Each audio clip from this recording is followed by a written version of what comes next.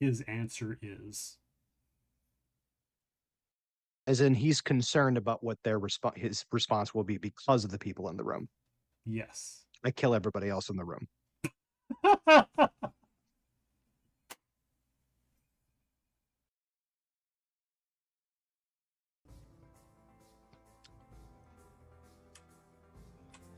All right, Majenko flies over. Lumbracer, I've got you! Can he do a flyby heal? Sure. Get out! Get out! No! Sure, he'll go right there.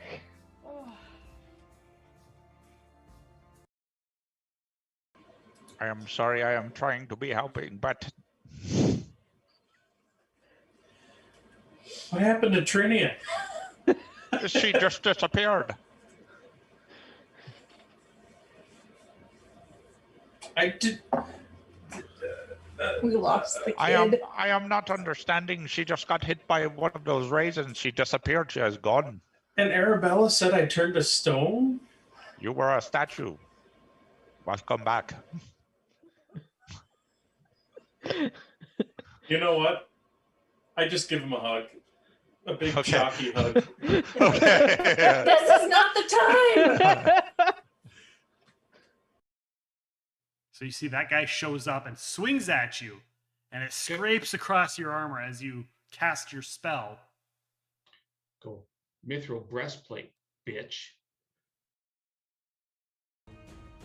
Doesn't look like it on our side. He doesn't have that. He doesn't have that prepared. He is going to. Oh, he's gonna unload one of his most powerful spells at all of you. Fuck. Magic missile.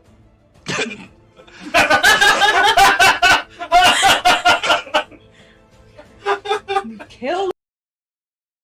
So Brianna took part in a nightmare ritual as a child. Yes. You feel one of them being activated in the museum. Okay. Brianna, I'd like you to make a concentration check to maintain your casting of the spell. Oh, yeah.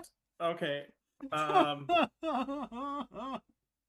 will treat this as violent motion because this is violent to your emotions. And I apologize. Remind me again what I'm rolling. My charisma ability modifier, or is this is a concentration check. Somebody redeem a complication quick. My So it's a apologies. Has redeemed a complication. It is a D20 plus your caster level plus your ability modifier. Thank you. Yeah, that was the hope in case there's a bad roll. We're all together. Yes, it's probably a good call. Mm-hmm. All right, do you want to roll for them? We might as well do it official. Yeah. I'm scared. Yeah, I'll have you each do one. I'll let you guys choose who does the players and who does the NPCs. Yeah, Brian, you want to roll for us or them? I'm gonna roll for us because I don't want to. I don't want to kill the NPCs.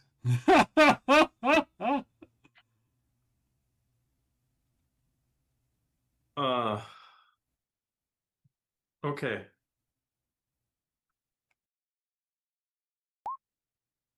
Shit. He just side eyes you and looks at Arabella and says, of all the places you wanted to fucking teleport us, you brought us right in front of the king's nose. Yeah, because I have to warn the fucking king. So you should probably leave. Go slink off into your little hole. And maybe warn your people. He looks like he's about to punch you. There is a 1,000-year-old dragon burning down a city with over 100 giants right now. I don't have time. Remember, the only reason that any of that worked back there is because of me. Yeah. Do you want a prize? it is Toivo's turn. Toivo appears, closes his eyes as you explain what's going on, turns its head to look at, or to its head so it's facing the Hound of Tyndalos. So Matt and Bryan, you hear the cat just growl real low and dangerous. Nick, you hear meow meow, I can smell you, meow meow meow. Roll your attacks, please.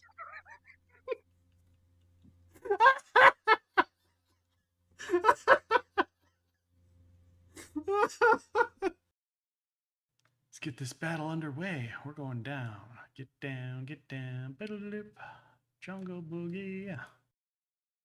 And as I'm doing it, I hold Tango out on one hand, and I just think to him, or I say in Dinosaur, like King of the World, as we like, and then I like get off like nothing happened.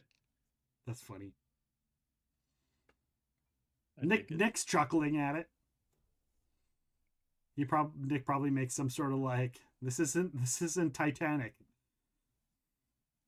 Paint me like one of your French girls, Matt. You can read that there is a contemplation about the others in the room and their responses, regardless of what his answer is. And he's concerned about what his response will be because of the people in the room. Yes. I kill everybody else in the room.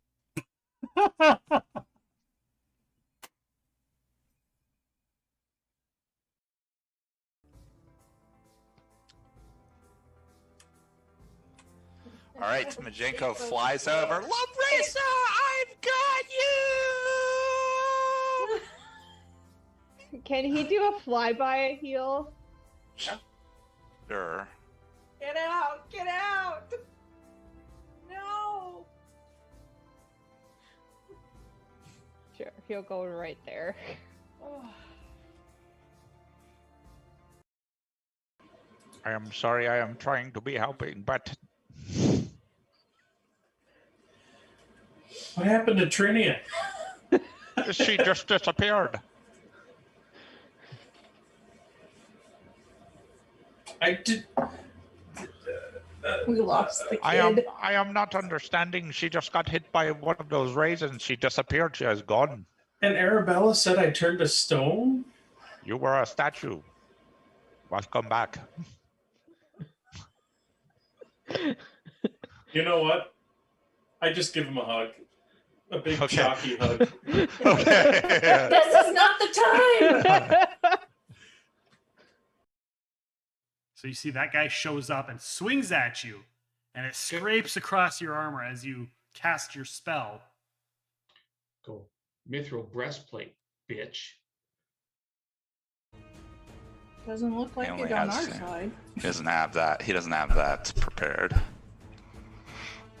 He is going to. Oh, he's gonna unload one of his most powerful spells at all of you. Fuck. Magic missile.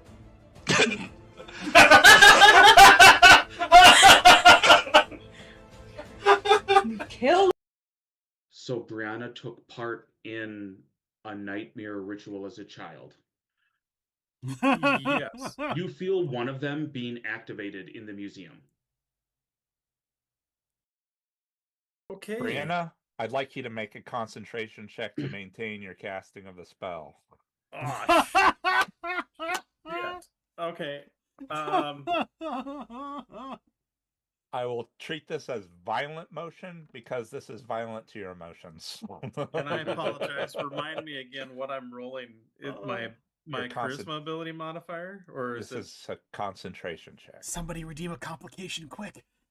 My So it's a apologies. Has redeemed a complication. It is a d20 plus your caster level plus your ability modifier. Thank you. Yeah, that was the hope in case there's a bad roll. We're all together. Yes, it's probably a good call. Mm-hmm. All right, do you want to roll for them? Should I? I mean, we might as well do it official. Yeah. I'm scared.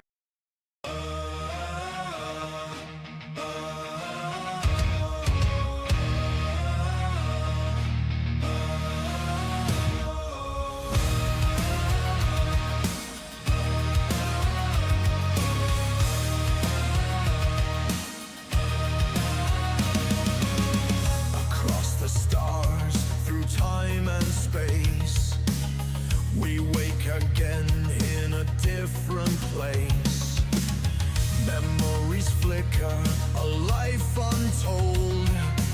Stories rewritten, but never grown old. We carry the echoes of battles before. Blades in our hands, but fate keeps the score.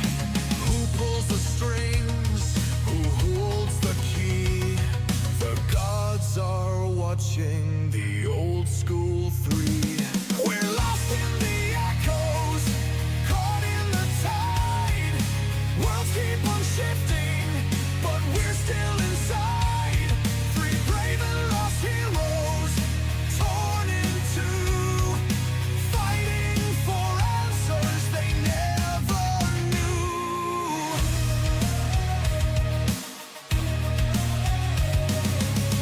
Rift wardens whisper, the black fire burns. Prophecies written in lessons unlearned. Mythic born power from lives we once led. But why do we rise when we should be dead? We dance in the shadows, fate calls our name. Three gods are playing their infinite game. Who holds the strings? Who holds the key? The gods are watching the old school three. We're lost in the echoes, caught in the tide. Worlds keep on shifting, but we're still inside. Three brave and lost heroes, torn in two, fighting for answers they never knew. We've seen these faces, we've walked these roads, but time resets and the cycle goes. Are we the players, or are we the pawns? Trapped in the story, but still moving on. We're lost in the echoes, caught in the tide. Bound to the wheel, but we stand with pride. Three brave and lost heroes, torn in two. We'll break the cycle, or see it renewed.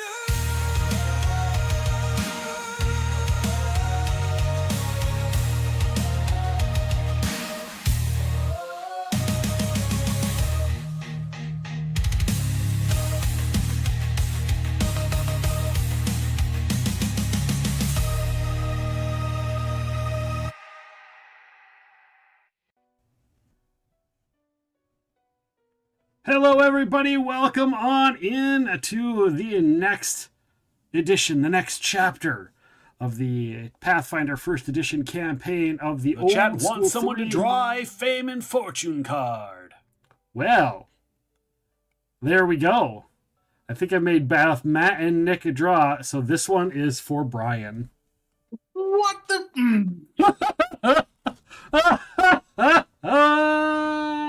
Give me a number between like 1 and like 40 something or 50 something. You know what? Just give me like 1 through 50 and I get past. I'll just start at the top again. Yeah. 32. 1, 2, 3, 4, 5, 6, 7, 8, 9, 10, 11, 12, 13, 14, 15, 16, 17, 18, 19, 20, 21, 22, 23, 24, 25, 26, 27, 28, 29, 30, 31. 32 is the card. Philanthropy. You've had this one before. You specifically have had this one before. Okay. Your character contracts a reverse form of kleptomania. He or she is seized by an overwhelming desire to give something to everyone he or she encounters, even friends and family, if the victim has not seen them since the day before. So within a couple of days, it has to be new. So it's like not like every time you see them. Thrifty characters afflicted by this malady will carry large quantities of copper pieces. So get the character sheet out. I'm going to let you roleplay it. It's in there. But we'll let that go for the next, whenever, as long as you remember it, which I think I said last time. But as soon as you start to forget it, that's kind of where it starts to fade away. Fair enough. So I'll allow you to role play through that. Thank you, Janai, for claiming the fame and fortune card on Bryan. Thank you, Janai, for claiming that fame and fortune card. We are so lucky to have you here with us today. It could be so worse. It could be so worse. It could be so worse. It could be worse. That's true. It could be worse, for sure. I mean, we have a few in reserve sitting here. So this one is me. This one is reserved for the next new town for Matt.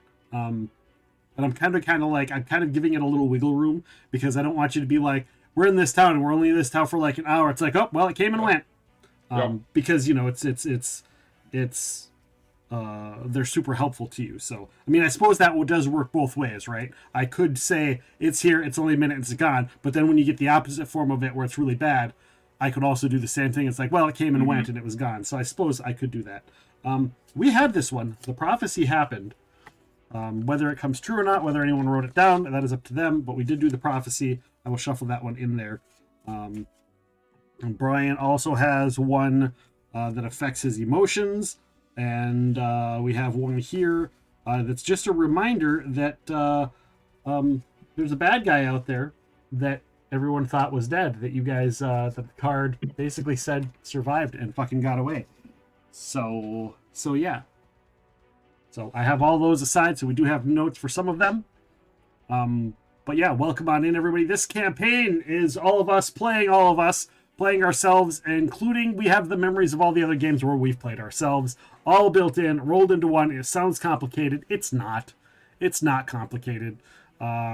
It's just a overall form of storytelling for a grander scheme of things, and me kind of tying in all of those games that are kind of near and dear to us into a big overall story. Which is funny because, like, I think there have been one or two times where I've tied in the fact that there's another one of Matt in Galarian somewhere, because he played himself in Galarian, and we've touched on that a little bit. However, I think that we've stated that is one of the alternate Galarian universes, because just like the Curse of the Crimson Throne, that takes place in an alternate Galarian universe. So that version of Matt also alternate universe Galarian. I think that's most of those notes. To get people that are watching kind of an idea what this game is, what this campaign is. We do have channel points that you can redeem, whether you want to give them more fame and fortune cards, whether you want to give them a chance at drawing a new one, which I should have given Bryan a chance to redraw, because I think he has a redraw token. I think all of us have a redraw token. I have one dice reroll. Okay, you got a dice reroll. Then there we go. Then we might have used them all up. I think we used them all. We might have used them all up in one game. I think for the drawing of the cards, I think we've used them up. So with that being said, it's been a hot minute. Usually we would have played 2 weeks ago, but insinuating circumstances happened for both weeks in a row. This is our first time back. Just for everyone's official notes, I believe we will be back for Old School 3 May 6th. If these two schedules also say that they don't have something going on the 6th. I know once in a while things happen and we have to shift things around, but I think we have Old School 3 basically in 3 weeks on May 6th is when I have it on the schedule next. So yeah. That sound accurate to everybody? That worked for me. I believe so, yeah. All right. I'll take a little drink and we'll recap. Do a little recappy-cappy, a little recap. I even have a button for background music to play. Last time on Old School 3. With the potential cure for vampirism finally within their grasps, the party wasted no time. Matt, Bryan, and Nick sought to leave Caramaga as quickly as possible. Their focus set on one urgent goal. They needed to return to Caliphas and reach the exalted paladin of Iomedae, now cursed with vampirism, before he fully succumbs to the darkness within. At the Wheel Unbroken, arrangements were made for a magical transport. The journey would require 2 teleportations, But thanks to Dalbor's influence, the return fee cost for the wizards was waived out of the fee.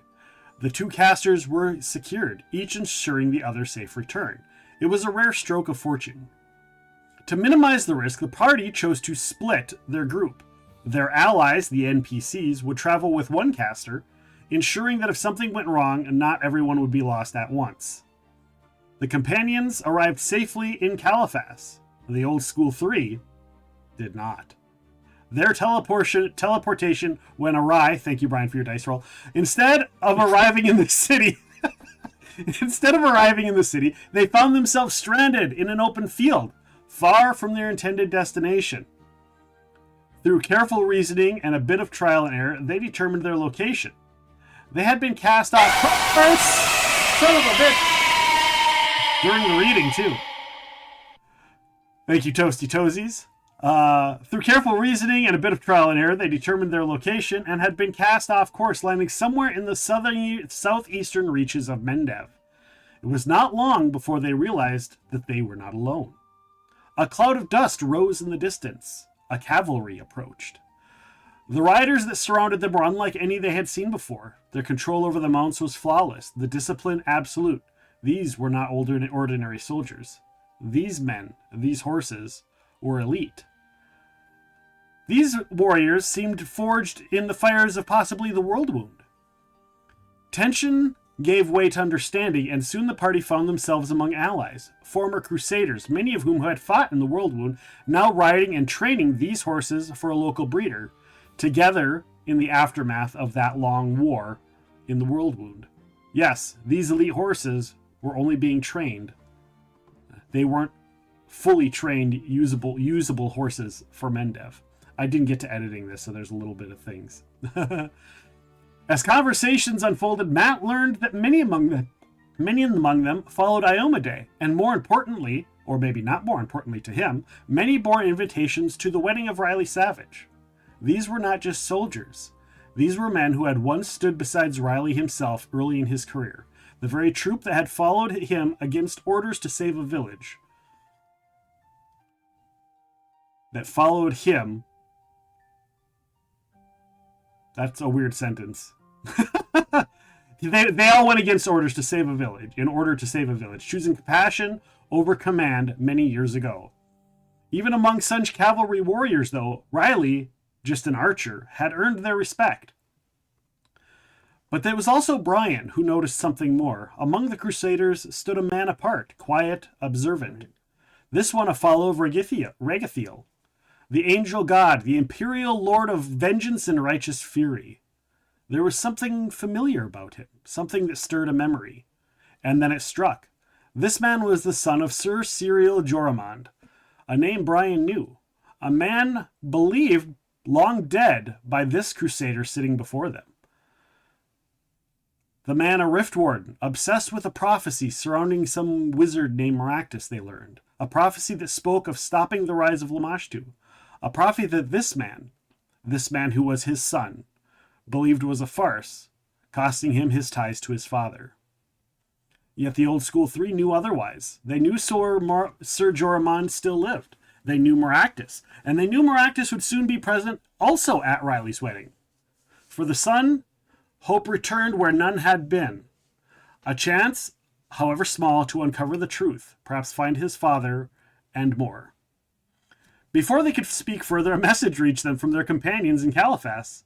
Concern had begun to grow by the NPCs. The party explained what had happened, a teleportation failure, their current location, and their delay. Luckily, fortune had not entirely abandoned them. With the aid of the Crusaders and their mounts, the journey was shortened. What could have taken far longer was reduced to only a few days. At the border of Mendev and Ustalav, they parted ways with their newfound allies and pressed on towards Caliphas. They did not rest. They did not delay. They made straight for the winery of the Countess Caliphazo, and what they found waiting for them was chaos. Their vampire paladin had been locked in a basement. A group of guards stood at the door holding it shut, bracing them against whatever struggled on the other side. Piece by piece, the truth became clear, a miscommunication of sorts. The guards, attempting to reclaim and prepare the winery for the season, had tried to remove the paladin from the winery grounds. But this was once an abbey, sacred, blessed by Iomedae, That blessing had been the only thing keeping the paladin's darker vampire nature at bay. Once forced from that holy ground, the balance broke, and violence followed. Though no lives were lost, the paladin fled back inside for tactical advantage in order to kill the others, and whatever control he had began to slip away. Now, the situation stands on a knife's edge. A holy warrior of Iomedae, twisted by undeath, fights for control within. Guards struggle to contain what they do not fully understand, and the old school three stand, once more, at a threshold, faced with a terrible possibility. Can they save him, or will they be forced to destroy him?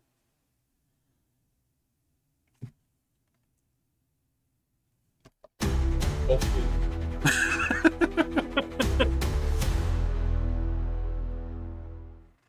Very nice. Did I miss anything? Did I leave anything out? Is there anything that needs to be added? Not that I can think of.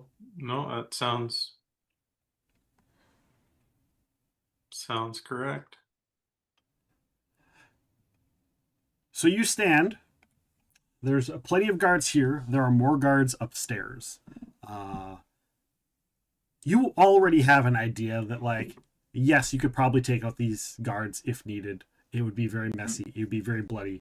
The Countess probably would not approve, no matter how much she likes you or pretends that she likes you. So there's a balance that will need to be maintained. However, that doesn't mean you have to be nice. And you all guys already have proven that you have no problem being rude to these assholes. Mm-hmm.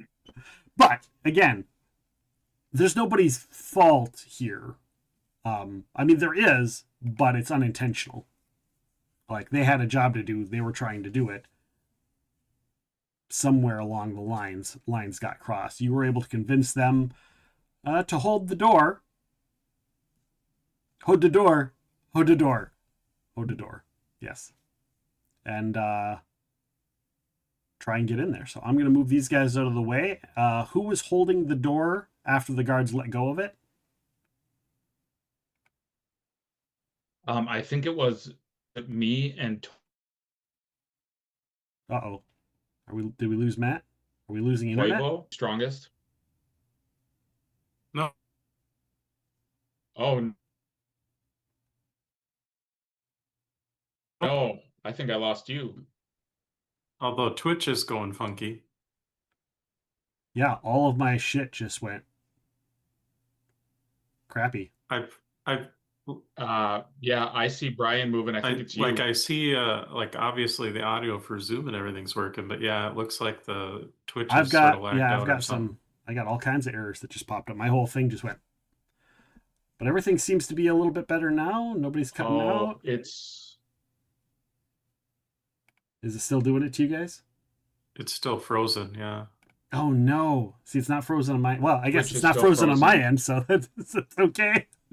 Oh, now it's starting moving again. Okay. Now it caught up. Yes. Twitch is starting to trend on down detector. Oh, so Twitch is having an issue. Twitch is having an issue. Great. Oh, and I'm sure it's like feeding into my OBS and causing issues. Well, I have it up over here on the side, so it looks like it's fine now. So hopefully we hold. Hopefully I see movement. Hold the door. Yeah. I did not put Toivo in this lineup. Let me get Toivo over here. That is not what I wanted. Dicks! Ah! Thank you, Toasty, for the dicks. Classic dicks. That's classic dicks right there. I thought I had an actual token. I thought I had an actual token for the cat. Like an actual. You do have an actual token for the cat. Yeah. Well, while you're getting that ready.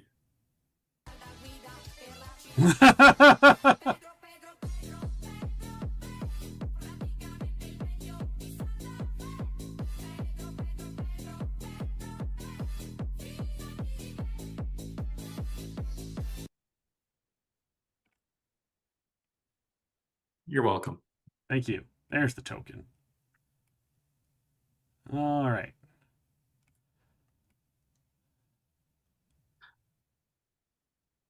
So we're going to do that. We're going to move Toivo to the back if we can, right? It's just right-click to the back. Maybe not. Oh my gosh. I'm having an encoding overload issue, an overloaded encoding issue. I'm not running a game. I don't know how I can have an encoding overload issue. I'm not running a game. There's nothing to encode.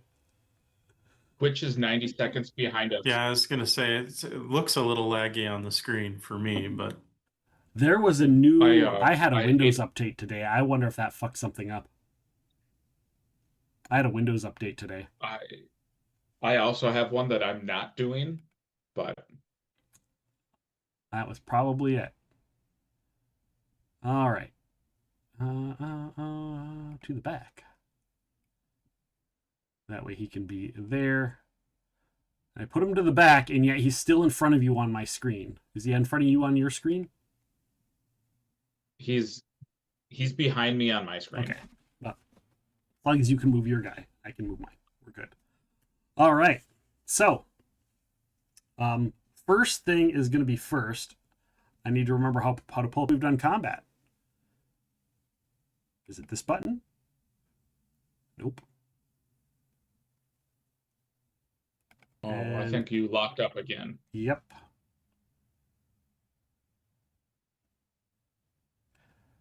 Ah.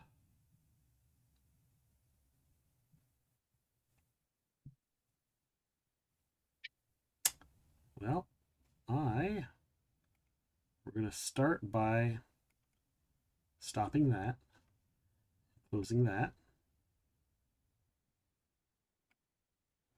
We are going to end our kick stream because oftentimes that's an issue. And I really don't care about kick.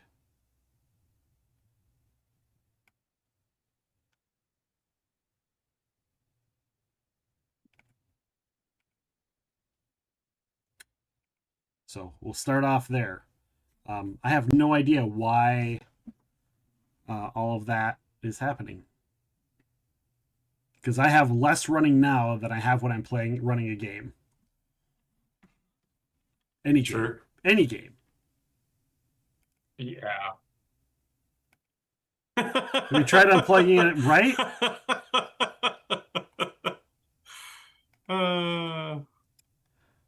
All right. So we're going to go.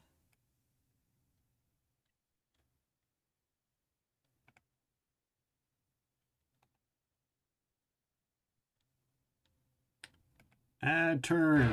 Usually you pay double for that kind of action, Cotton.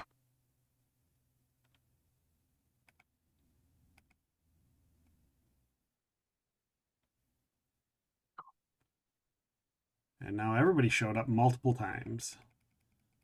Now I have to clear it all out again. Because we're probably on there from before. Well, it said there aren't currently any tokens on here, and then I clicked add turn. Oh, yep. And there it's we like go. It added everybody. Okay.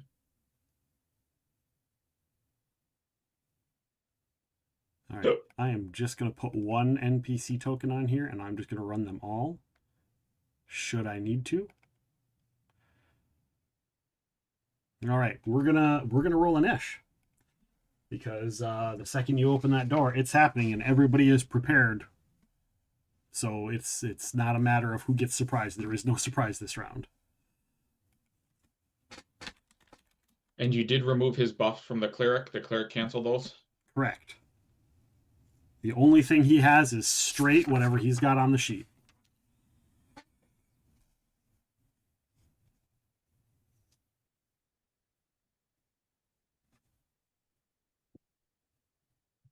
Which I've got to say is a little bit more badass than I remember it being. But I'm not super concerned. What I'm most concerned about is finding the stats that I need because they always seem to move them around. You know, each book, depending on which era of the game they do, depends on when they... Jesus Christ.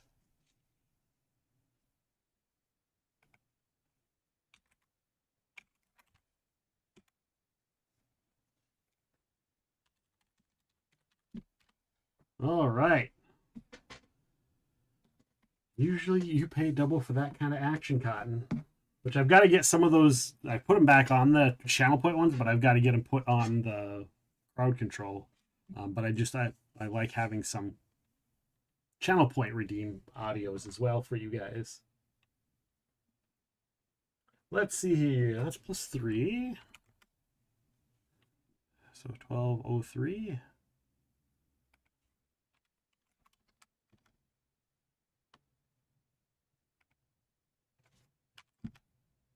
No, god damn it. No kids, my pot pie.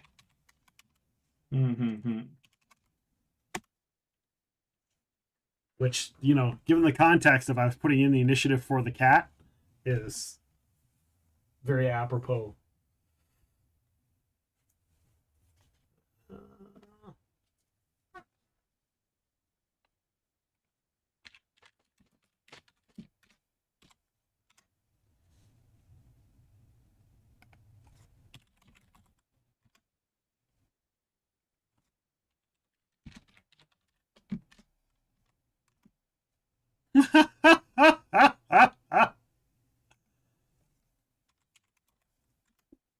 All right, Matt, just waiting on yours.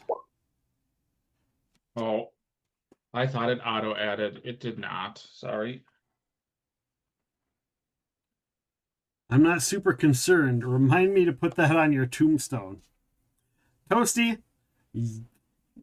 I think that applies more to you than it does to me.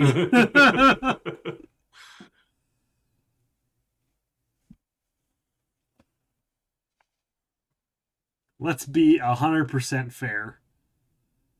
Also, if our friend AF22 man were here, it also applies to his tombstone. Although his is more, it'll be fine. That's his. AF22 man. It'll be fine. Yeah. It'll be fine. Yeah. Bryan, did you have haste going on us going into this? I haven't cast anything yet. Okay. Mine's going to be, it seemed like a good idea at the time. Yeah, I can see that too.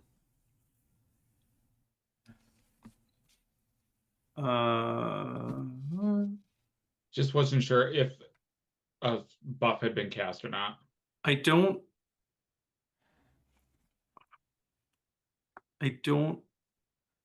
think so. I've looks like I've spent a second and third level slot, but I don't necessarily like haste. I would only really do like right at the beginning because it's rounds. I don't usually prep that one so much because it is just rounds.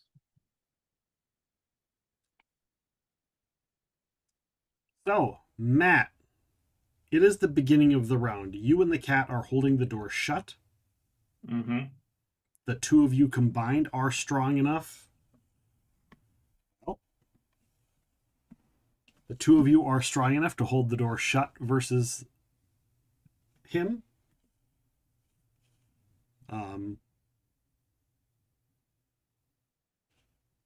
So, like, you can hold the door indefinitely. Yeah. Right now. Eventually, it'll start being fortitude saves to not tire, because he doesn't, because he's dead. Yeah. But you will tire. But with the cat there, it's going to be a little bit longer, because, you know, the cat just stands on its hind legs and does push-ups on the door. I am going to... And Nick gives the command to the cat, and just says, don't kill him. Yeah. I am going to cast displacement. Vampire cat.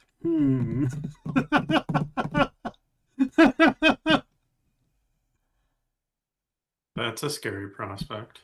Right? What happens? He turns into a bat, and then unturns into a bat and falls from the sky on top of you. It's like drop bears, but it's a cat. Yeah, so I just cast displacement. Okay. To have a buff before we go in. Does that take your hands? Does that have a somatic component where you wouldn't be able to hold the door up?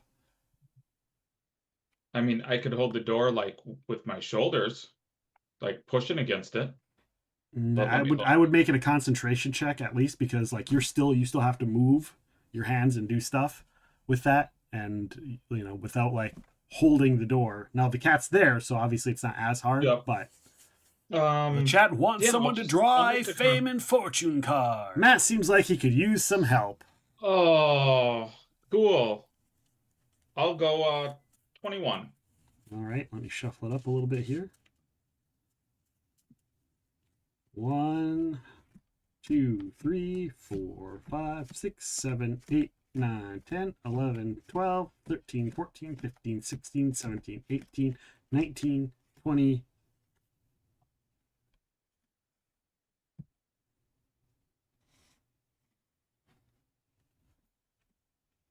Let me check my notes. Shit. Well, this one's going to be a challenge for me.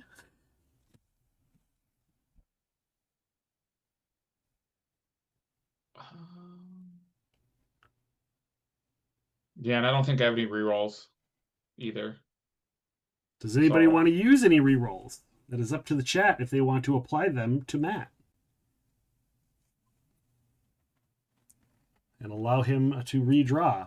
And then he can still choose to redraw or not. I did choose the auto thing for the Pokemon to turn off, so we won't be getting announcements for Pokemon. So there is an event spawn up, or there was. So you'll just have to keep an eye on it. Because it's an event, over half of the spawns are event spawns, and I didn't want that thing just triggering every 3 minutes. Chat has redeemed a dice reroll. You get a reroll, a dice reroll, though. Cool. All right. So,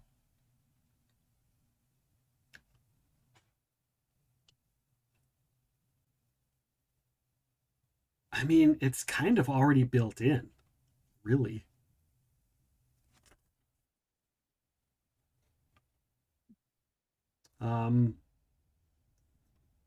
Yeah, I'll have to think on this. This will be a between adventures one for me, because this one's going to take a lot of thought and a lot of work. This is a GM player one. Gets a redraw token. Matt, You can choose to keep it or you can choose to redraw. It is up to you. Well, it sounds like it'd be a lot of work for you, so I think I will redraw. Okay. This was this one, to let you know, was the Napoleon of crime. Your last mini adventures were all set up by the same bad guy. Oh, that's cool. Interesting. And I'd have to figure out what ties all of your last adventures together in. And I'm like, there were other GMs running some of these other adventures. So the tying them all Riley together was the villain all along. Yeah, right?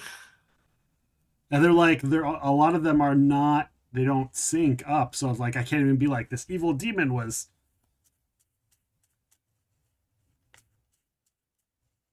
All right. So 13. 13.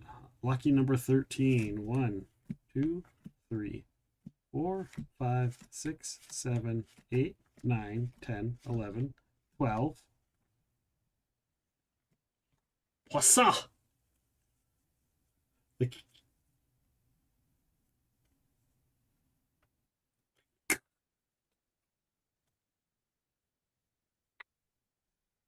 Oh.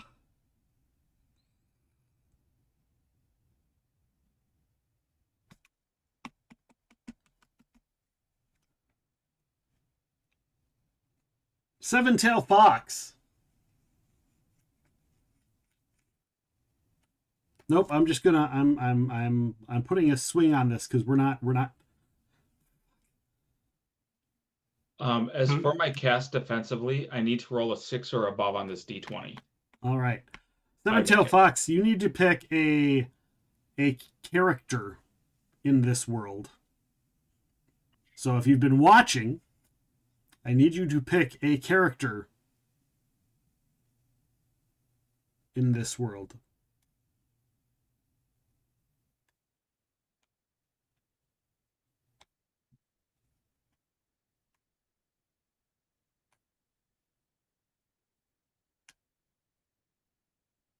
Preferably one that these three have met, but they're going to be at the wedding, so I can always push it off to the wedding, and then they'll have met everyone.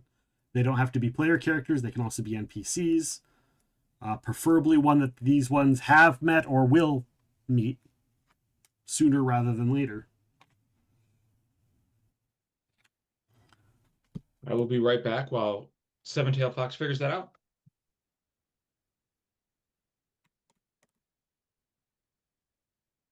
And if you need time, I will give you time.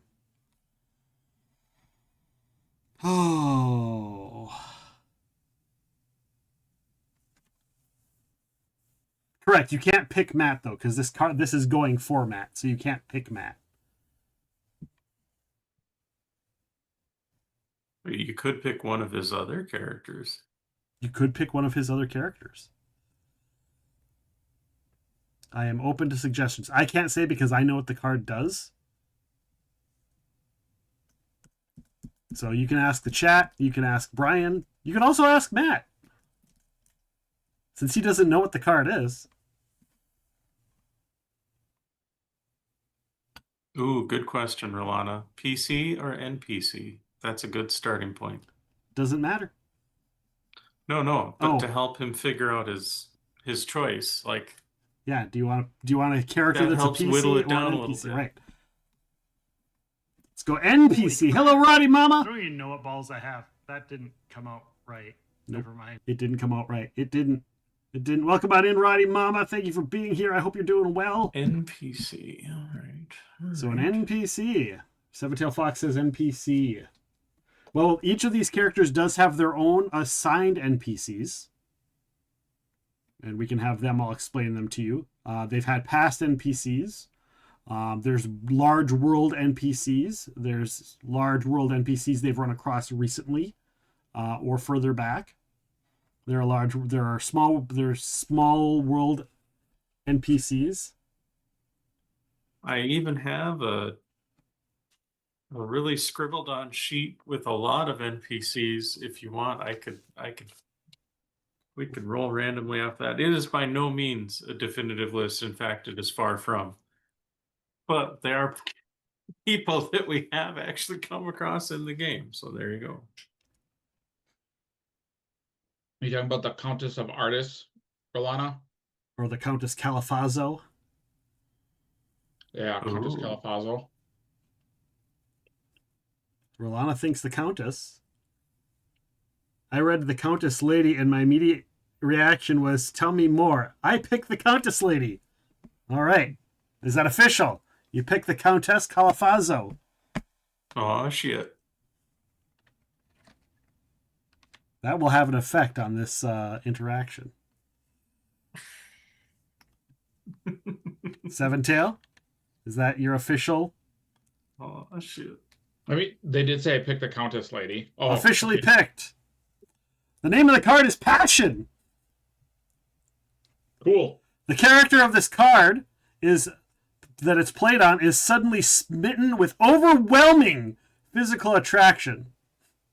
This character does not lose control of his or her actions, but will not be able to harm the object of his or her affection.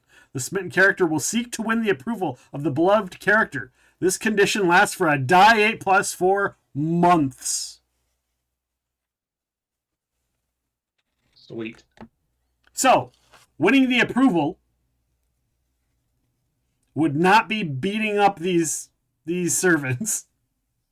Good thing we didn't do that. Correct. So just to verify, so Matt has yes, not her to him, him to her. Him to her. Matt is obsessed and in passion, not necessarily love,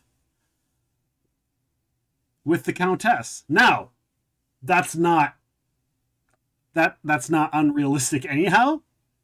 Sure, got me a case of the one to drink the bathwater. I get it. Yeah, you want to drink the bathwater. I should have said Sandra or Riley. I totally could have.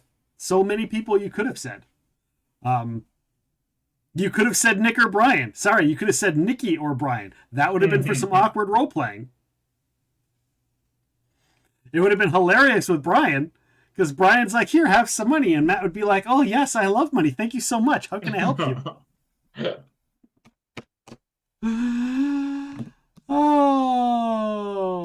They could have been one of the NPCs we're with.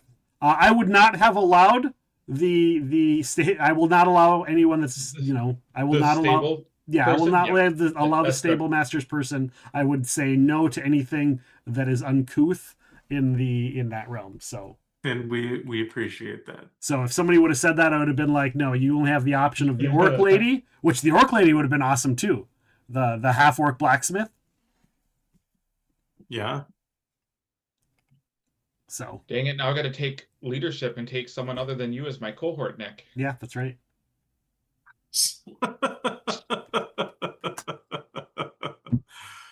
That's funny. So there is some fun. Thank you, Seven-Tail Fox, for the fame and fortune card that is might change some things here. Maybe not. It's also one of those Deadlands sort of things where you can choose not to roleplay it, but. All right. So you cast the thing. Go ahead and make a caster level check. I did. I got a 28. Oh, yeah. I needed to get a 6 or higher. Yeah, you're good. You're good. I'm here for the chaos. So yeah, you cast that.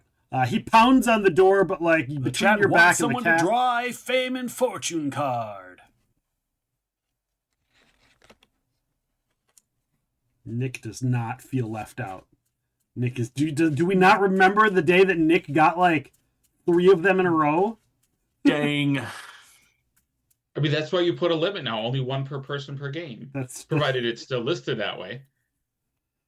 Just taking it off the top.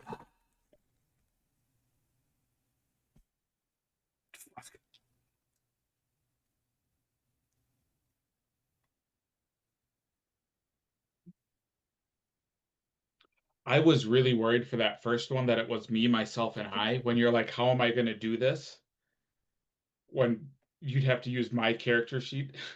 Right. I would have just had you do it. Roll it for me. Right. Or I would have done it it shows up after the game and the next game it happens. So for this combat, Nick is going to have a -2 penalty. For the combat, Nick has a -2 penalty to all of his dice rolls.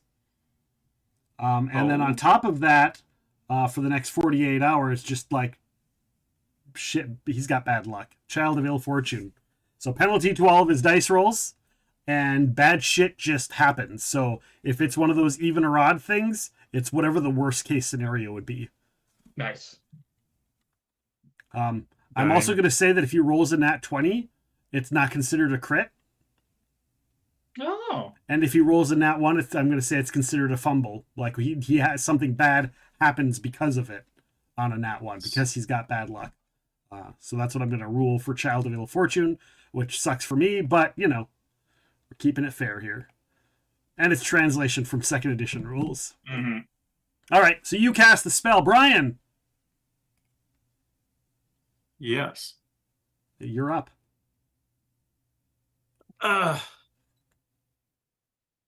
Look, gentlemen, and ladies, and gentlemen, and I'm sure we can come to an easy agreement. We want to make sure this is taken care of in the best manner. And I know you guys work hard. In fact, how about this? Let us take care of the issue behind the door, right? We're going to take care of it. Why don't you guys take, and I pull out 10 gold and it's here's 2 gold each for each of you. Just take it and just go upstairs, maybe have a little wine, a little charcuterie, and we'll take care of things down here. And we're not going to damage the place. We're just trying to save a friend. You get the deal, right? Roll a diplomacy. And I'm keeping in mind that you succeeded your diplomacy check last time around for them to let you go to the door and take the door over and not you diplomacied out of combat. I got us. Essentially, they are not hostile. Sure. Let's see. I just want to double check. I think I've got yeah, okay. 26, not horrible, not horrible. No. You know what? I'm gonna surge. Okay. So 31. All right. They see the pound on the door, a giant cat, Matt in his full plate armor regalia, leaning up against the door with his back, casting magic at the same time. They know you. They know you all have worked for the Countess. They know you, Bryan, have a special place in some of the Countess's parties because of your boon that you took. So yes, they know that you guys are on the side.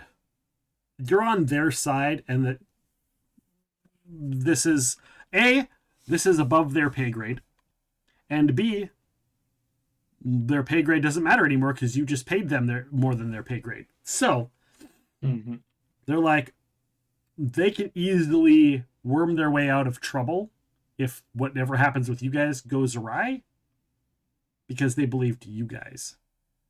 Sure. So, with that being said, they all...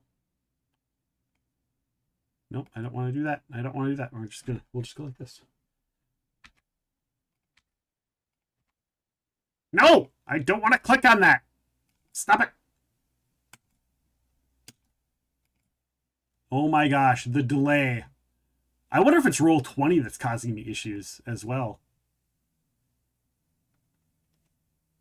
Oh, maybe.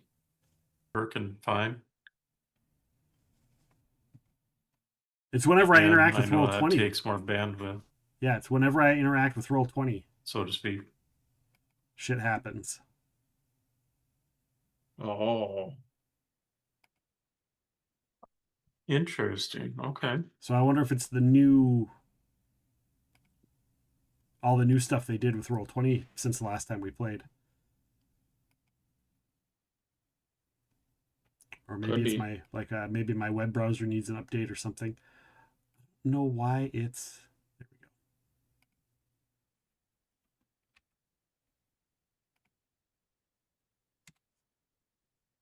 go. All right, those guys are gone. The red guy up in the corner is the cleric, the exalted cleric.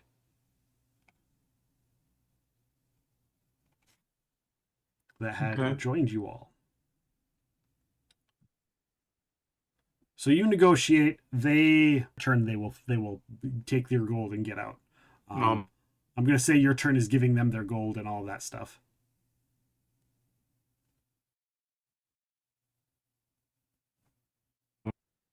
I'll just move up and then... I have no idea what is going wrong with my computer right now.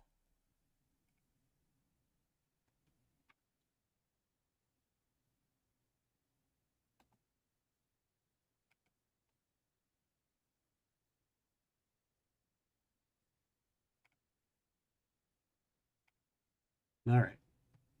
We'll close Discord too. Can't help but think that Bryan must feel left out on the fame and fortune party after Matt and Nick both got one. He got one to start off the game. I think that's what he's. I think he's being facetious.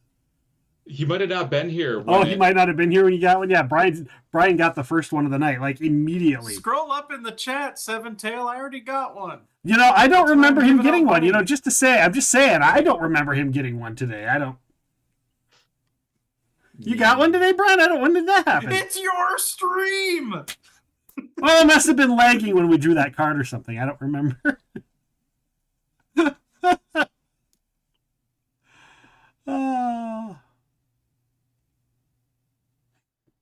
You feel a...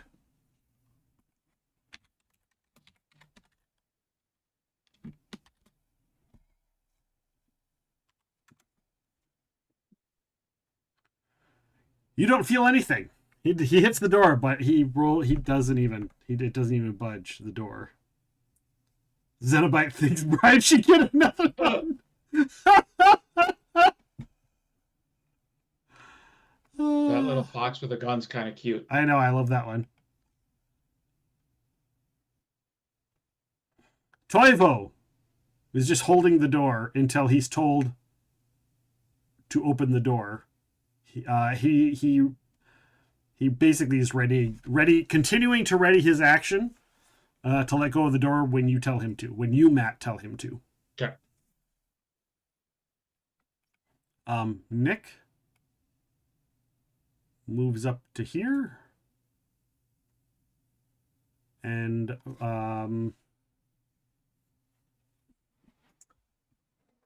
he's going to cast a spell.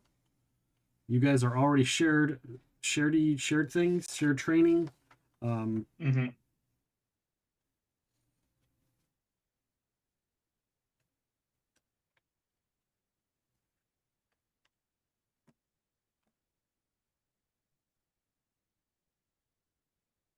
I think, he's going to cast Greater Magic Fang on the cat.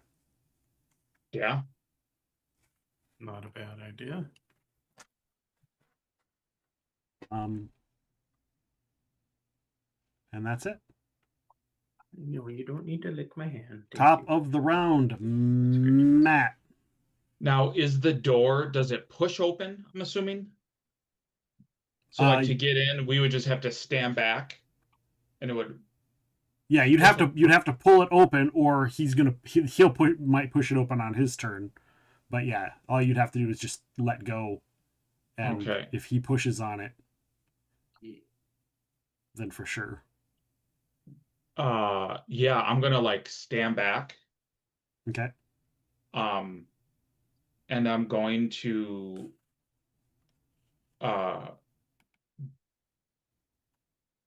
delay, because then I get a full action versus just like a standard, you know. Yeah. And then just look at Toivo and just sign like let him open it.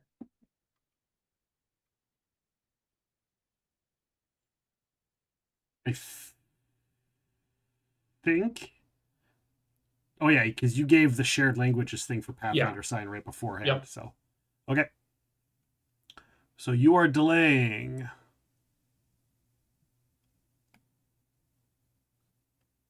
And basically it's for him to open the door, so. Yeah, so I'm just going to move you there. Bryan. I am going to, as a standard action, cast the hastes. Okay.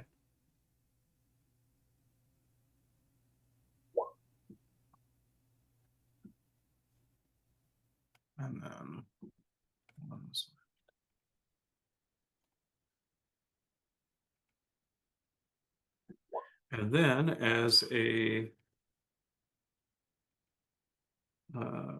swift action. Swift action? Yeah, swift action. I am going to sing an old-fashioned rage song. Sing an old-fashioned rage song, raging on. Right. So that's my and at that point, I think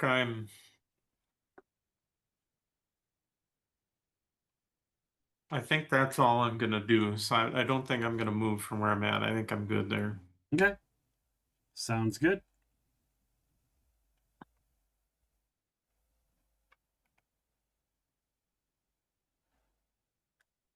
Matt being a very strategic like.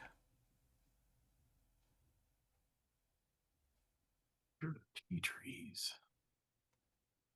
And yeah, the cat had it readied in action, so his readied action goes off. That was his last turn action, so he's still in the lineup. So he did not delay.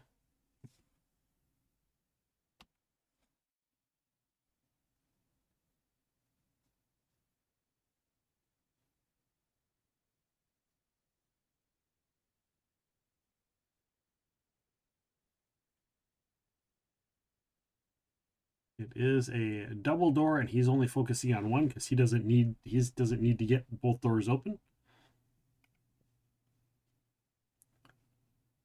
So he spends an action to open the door. Now I believe that's a action. He still has a move if he would like, but he doesn't have a lot of Move actions. Move type actions. So he's not going to move away. So it is your turn. And I'm going to roll a will save for him. Because he sees you at the door when he opens it. Mm-hmm. Because you're right there. So I'm going to give him a will save. He has to get a 19 or higher. So close, though. So close!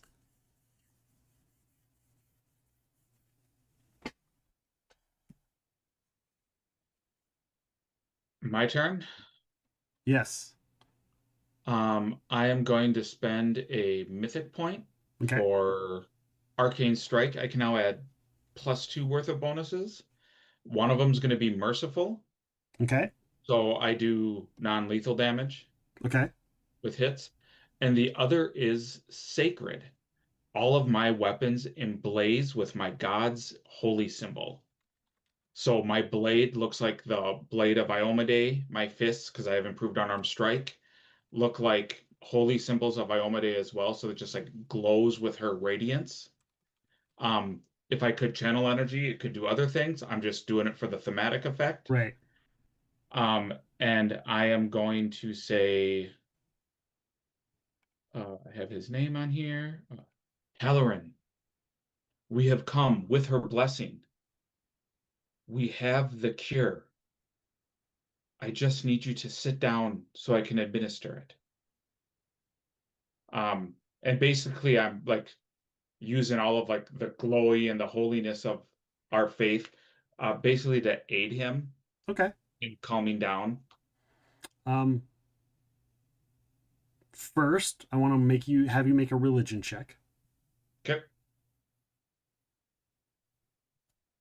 I had to just you heard me typing. I had to verify something real quick. I was pretty sure. I'm going to use my once per day without spending a point. Okay. To take my D20. Okay. So it's going to be. Oh, I got to do an R in that command. 45. Yeah. And you maybe knew this. Whether your character knew or not, I don't know. I'm pretty sure you as Matt know. But non-lethal undead are immune to non-lethal damage. Yep. Okay. But it's the only way that we can not destroy him. Right.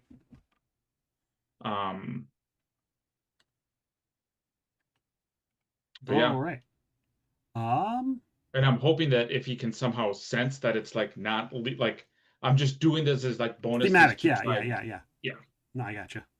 I just wanted to clarify just in case. And I was like, well, I was pretty sure you as Matt knew. And then I was like, but maybe you were like role playing and like in character, maybe you didn't know. And so I'm hoping that he might have a way to see that the weapon's now like not set to kill. Yeah. If that does anything, who knows?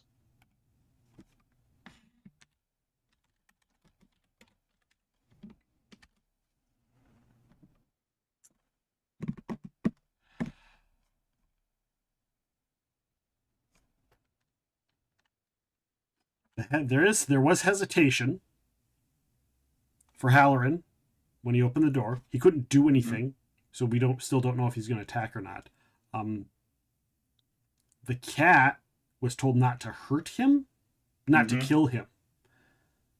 So the cat's, translation, it's still an animal. I think the cat's not going to do anything.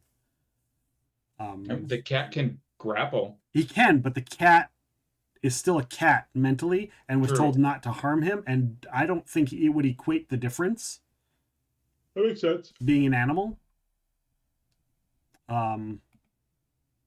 Nick is intelligent and sees what you're doing.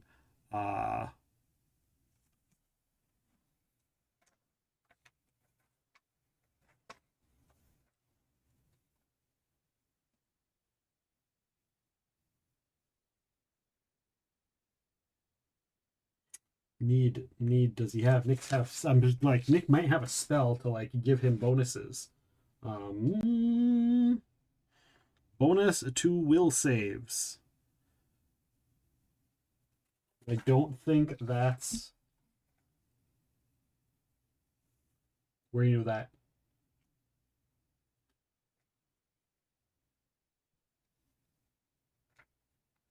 I was looking to see if Nick had protection from evil. Oh. Because I was like, I would give that as a plus, as a bonus. Well, didn't you take the thing that you can cast any spell by spending points? I don't remember what you... No, I have dual... I picked dual path. Guardian, Beast Fury. Yeah. I had... yeah, because we swapped it out. I trained it out to cast a spell. Any spell on my spell list, I can do. So yeah, I can cast. Do hunters get protection from evil? That I can find out in 1 second.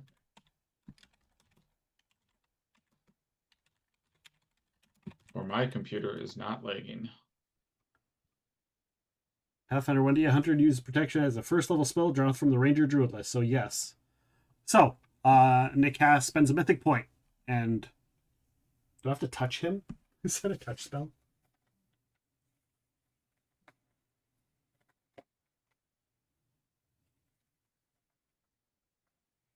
Oh, I have the range.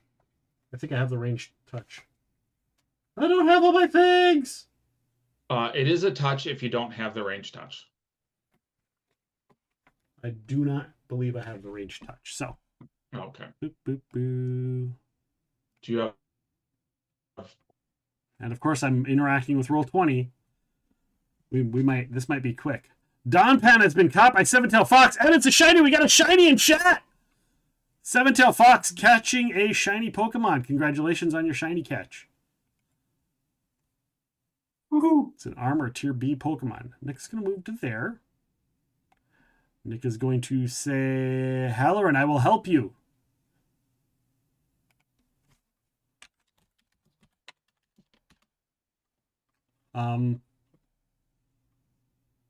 And he casts it, then moves up to touch, because it's a touch spell. Smart. Yep.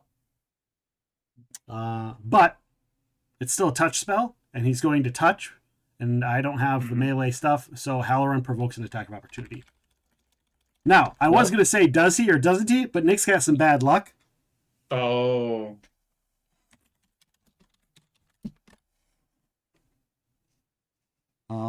Soft corner.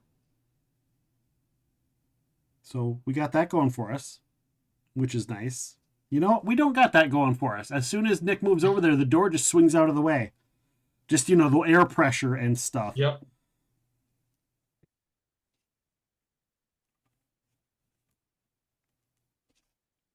Jesus Christ. Halloran has a plus 22 to hit. He hits Nick. Not even a joke.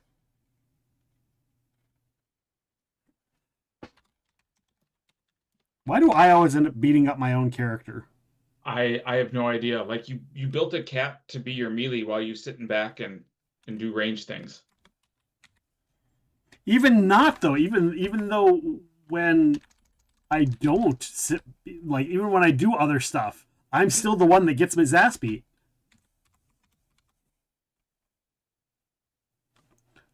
Luckily, it wasn't a crit, though.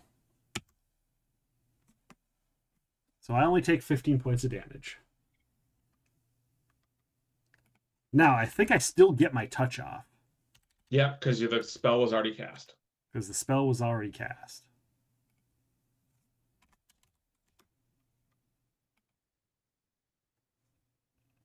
Okay, we'll just have to keep track of that. So, Nick gets the touch spell off. Boom! Protection from evil. I'm going to say that gives him another +2.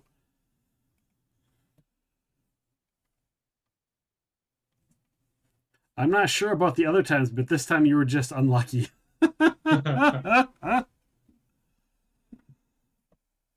So, Nick is done. The cleric, he says some words. I think his words of encouragement, like he's going to move to the center where Halloran can see him, and he's going to give similar words to you that you do. But I don't think it's going to be enough to really aid. Because it's like, for you're using magic and stuff that's going to break through the overarching, like, corruption that's polluting his brain. But I don't think just basic talking is going to help. Otherwise, they could have talked him down earlier. So you and Nick are the only ones, but he's trying. He tries. He's like, we're going to get you healed. We're going to get you back. You know, that kind of stuff. Just remember he's going over, he talks about, like, just remember the exalted trials and your tenants, and he starts, like, saying some of the paladin code out loud so that Halloran, can remember, but it doesn't seem to be working. Bryan. All right. So this is... And I would zoom in on the character so everybody can see what the vampire dude looks like. But I don't want to mess shit up, so we're just going to leave it where it's at. Yeah.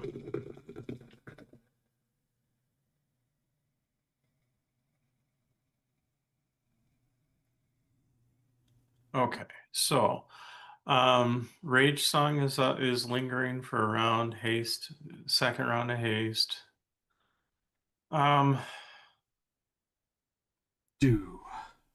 Du hast me.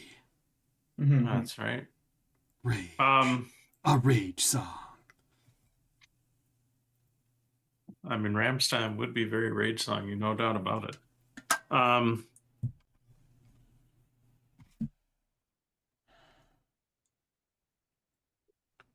I forgot what I was going to suggest. Suggestion. Sit down. Do you have suggestion or anything like that? Well, I've got a spell, but I don't know if it's going to work if he's undead. Yeah, he's undead, so mind affecting really. Yeah, a lot of mind effects and stuff doesn't work. Control undead. Sadly, the modify memory spell would not help so much on that. No.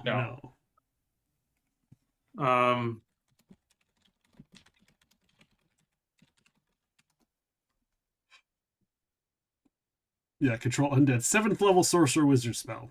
Not applicable here.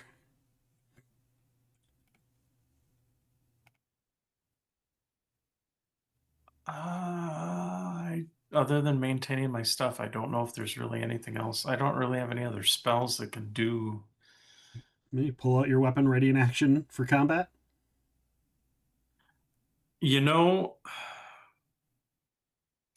I will pull out my Undead Bane longsword. Okay. Yep. All right. And you see a look of guilt on Bryan's face as he readies that, because he really doesn't want to use that sword.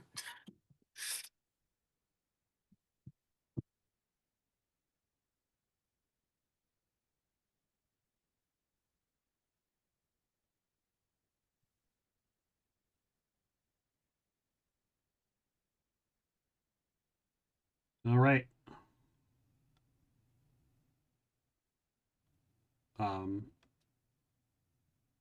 15 or better. He needs a 15 better or better on his dice. That's a really terrible roll on his part. It is. I just lowered the DC by 4 because of everything you guys did. Mm-hmm.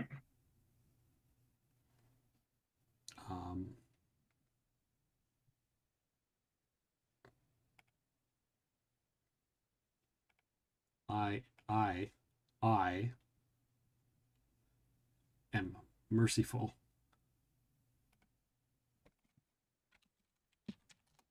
Chat has redeemed a dice reroll.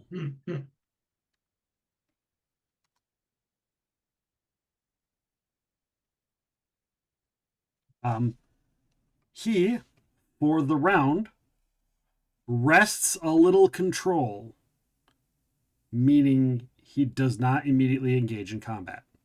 Okay. For this round. Okay.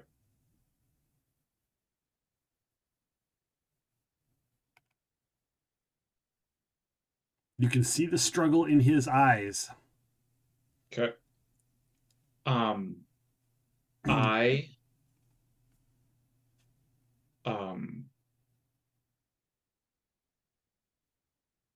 drop my sword. Okay. And I pull out the antidote. Okay.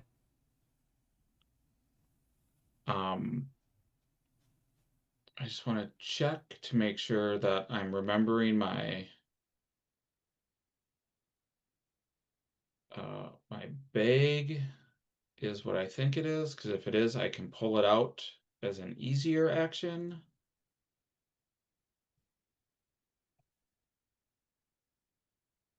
But you can even see the clarity in his eyes where they go back to like almost human looking. Okay. From the, you know, the blood red vampire bloodshot eye sort of look. So I don't have a handy haversack, so it does take me a standard action to pull it out. Okay. So drop for 3 standard to pull. You still have a move. Yep. And as a move, I can administer to myself, but not to someone else. So I'm going to spend a mythic point for Amazing Initiative to administer the potion to him. Okay.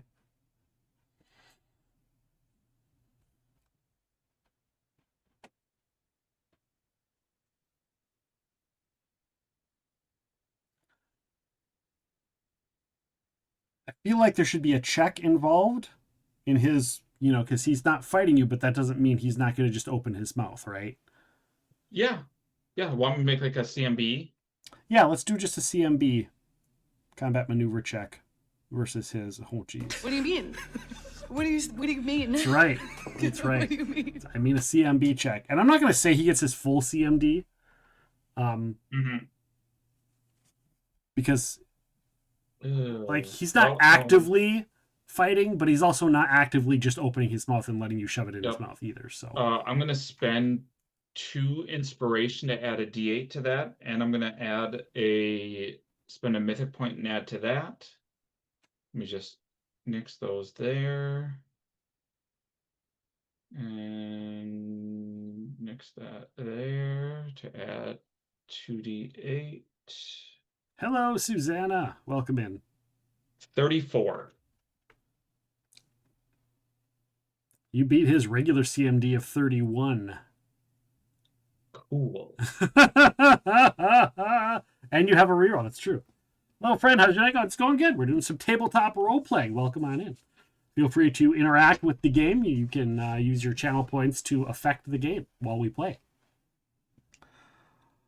You get it up there, and you don't put your hand around his head or anything, but you take it, you pull the stopper off, and you like slowly put it up to his lips and pour it. And he's just like, he's kind of resisting, and he's like his eyes are staring at it, but his body is resisting. But you end up getting it in there as he's like jerking away, but also like trying to help. But you know, there's that inner resistance in there till you finally do get it in him. And it goes down, and he drinks it, and he gags and coughs. And we'll see what happens coming up. That is all your actions, except for I think you still have a move.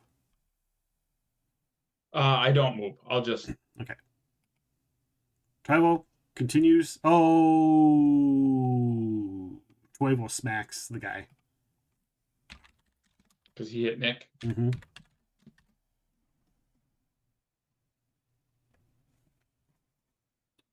But he just uses his paw to smack him down.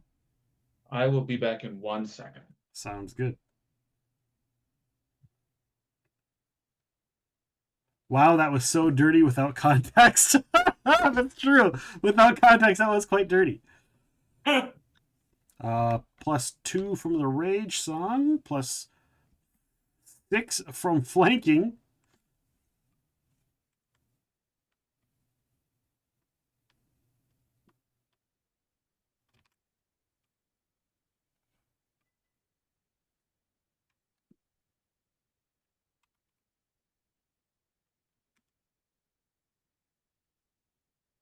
So the cat smacks him. The cat grapples, succeeds at a grapple. Because he succeeds at a grapple, he has greater grapple. Or no, he has...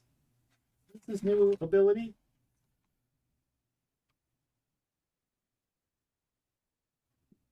Oh, yeah. And he can grapple as a move. So then he also grapples as a move and hits the vampire with the claw, gets the grapple off, uses his move action to do his secondary grapple, and pins him.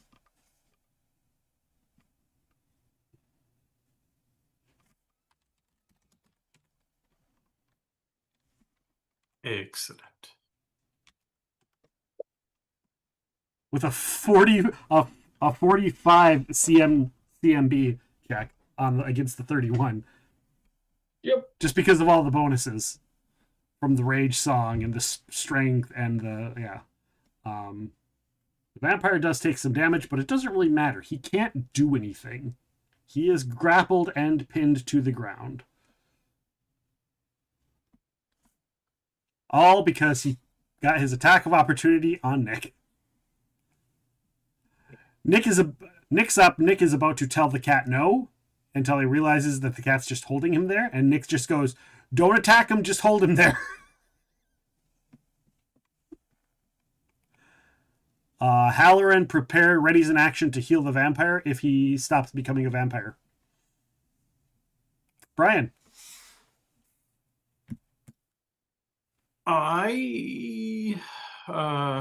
Okay, so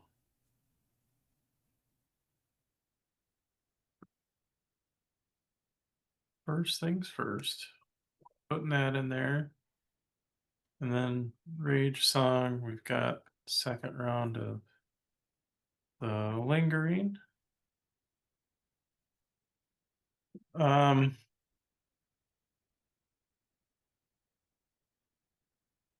Oh, I missed the A spawn. A tier. Son of a bitch.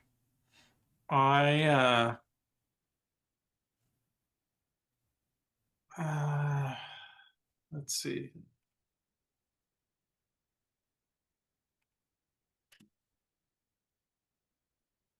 Damn it, I don't have a whole lot I can. I'm gonna maybe just try to aid.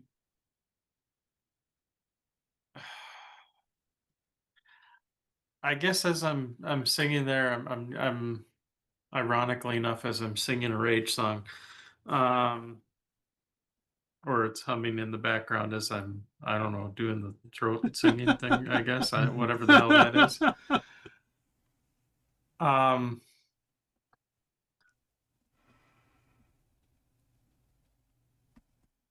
I am going to. God, I really don't have much of anything. I'm gonna. I guess maybe try to aid someone else in terms of if they're using any sort of like diplomacy or anything like that to keep calming him down. Okay. I'm just going to aid in that endeavor because I feel with the singing, I probably can't do it as much directly, but I can help someone else. Sounds good. Halloran flexes all of his muscles and then poofs into mist. Bit. And you see the mist move into the room, and you see it poof back, and he screams. Like screams, a wretched, painful howl of scream as he writhes on the ground. You notice that like the mist, you've seen when the vampires, they turn into mist form, and then you see them when they slowly recollect.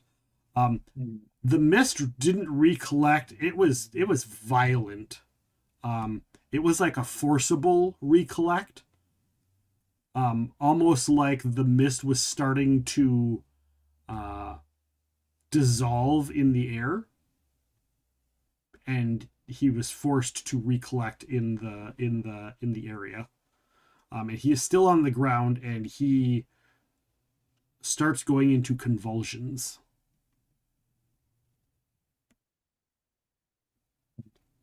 Okay.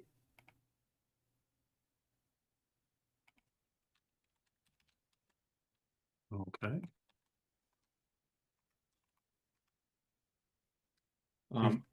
Taking 28 points of damage. God, an 8 and a 10. Almost ghetto crit on the damage dice. You see him like thrashing and throwing. He came out and he had more damage than what the cat gave him, all over, almost like he has severe like sunburn. But then on top of that, he starts thrashing, and like hitting the pillar, hitting the ground.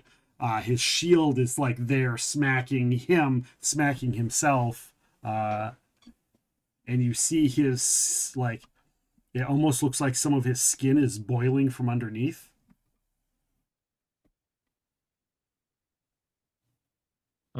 It's almost the halfway point of the what's the Indiana Jones movie where they open the chalice and they all turn into like, you watch their skin melt off. Yep. It's kind of the halfway point of that. I don't know if this would be knowledge or like heal, or if it would be alchemy, but to see if this is like an effect of the potion. Yeah, I would let you do either. Both will give you a different answer depending on which one you do. I think I want to do alchemy because that's what he drank. Yes. Yeah. Yes. 35. With a 35, you are almost certain that whatever this is a reaction to the vial, to the potion. Some of the pieces that are in there, that are specifically meant to destroy the vampire portion, are clearly taking effect. He is taking damage. It's killing him. Okay. So to speak.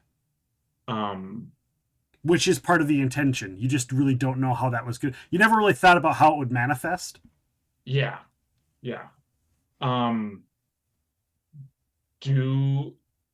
I guess let me know if I need to like spend a point to like a mythic point to make this other roll. So you said I could do either or. Right. So would it be a standard action to be able to make the heal check then? Sure. I will do that. Yeah, I will say do because knowledge checks are free to identify things. But neither of these were knowledge checks. Yeah, and you're not really identifying. So I would say, a mythic. I would say a mythic point probably would be good to be able to make both checks. Cool. Or I would say also, because you have your thing where you can get like free skill points, free skill things, right? Where you get like your nat 20 or whatever. Only on knowledge checks. Okay, never mind. Because I would say that would also apply, because it's like, it's just your brain automatically clicks into that. Yeah. But I didn't know what you had. But yeah, so a mythic point. Burn a mythic point and you can do a heal check. Burned a mythic point of 30 on the heal. So what it effectively is doing is it's got to get rid of the necrotic, undead parts of his body, like the physical dead. And so it's literally eating the vampire, the changed DNA effectively of it. So it literally has to break down it has to break him down on a cellular level to separate out all of the cells that would be undead.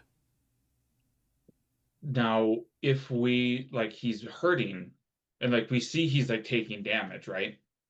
Yes. Because you said he's melting. If we hit him with positive energy, would that mess him up? AK, is he still undead? You don't know, because it's in the process of whatever the process is that takes place.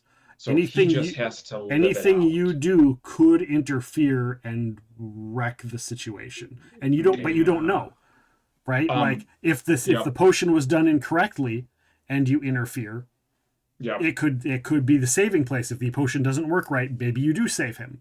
But it's never. This is the first time in history that this potion has ever been seen, used, or done. I will look to Father, or God, what the F's his name?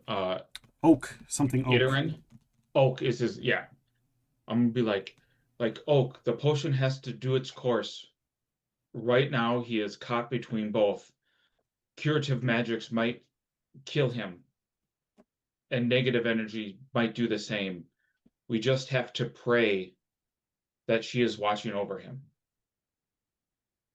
And then I guess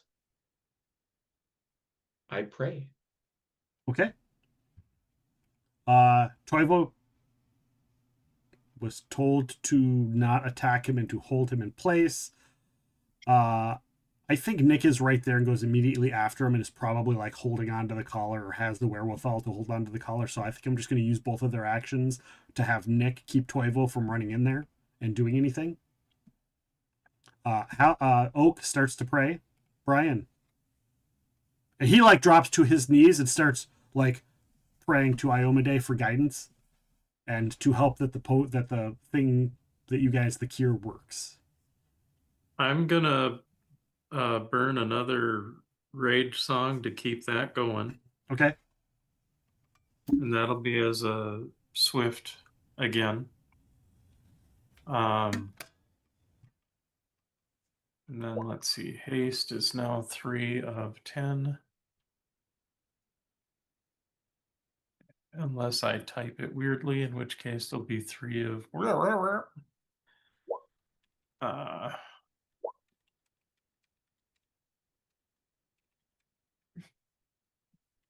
And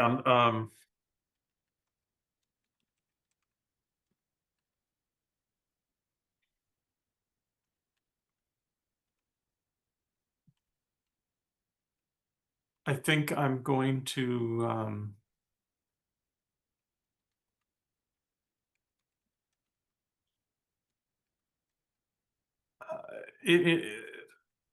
I don't know if it, I mean, it's not necessarily anything that requires a dice roll or anything, but I think I'm gonna pull out I'll sheath my sword as a move action.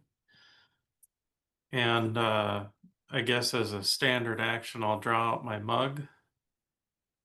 Okay. And as I'm kind of singing the song, I'll change out some of the lyrics to be like, "Hey, big guy, if you want to..." I mean, you have lingering song, right? So you could just stop and do the thing. So you don't even have to. Just... Yeah, but I do it anyway. Okay. If you can help this pious soul break free from his figurative and, well, partially literal demons,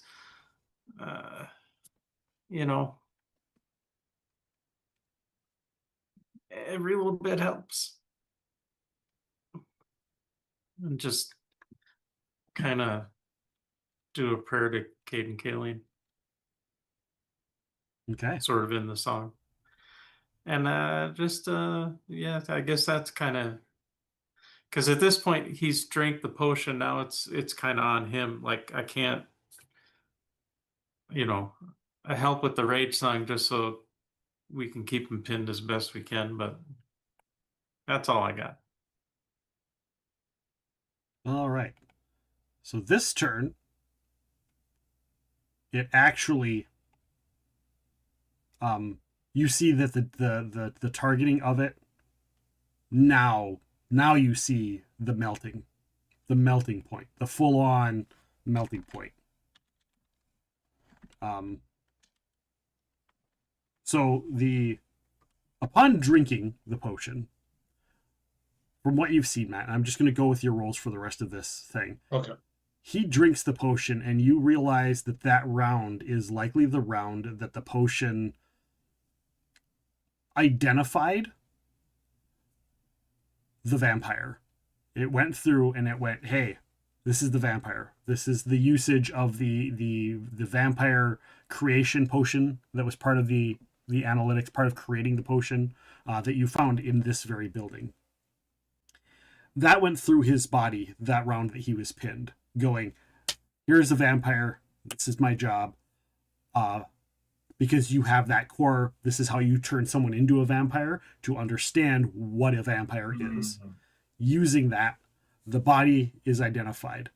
The second round, it starts to target all of the vampire cells. That's what you saw when he couldn't do anything. It locks down all the vampire abilities, all their powers, all of their stuff. He's still a vampire. It's not really, didn't really do anything. It just locked him down, including his stuff.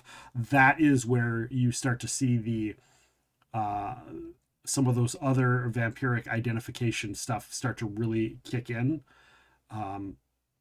This round, don't roll damage. He is at 0 hit points. This is where the silver and holy portions, that meteoric silver comes into play, coming through and making sure to kill him. The vampire, there was no human. This is the point where you realize, well, wait a second, he's all vampire. Like, yeah, he's got his mind and mental capacity. He's all vampire. And you see him melt down to pretty much nothing but a skeleton and his gear. And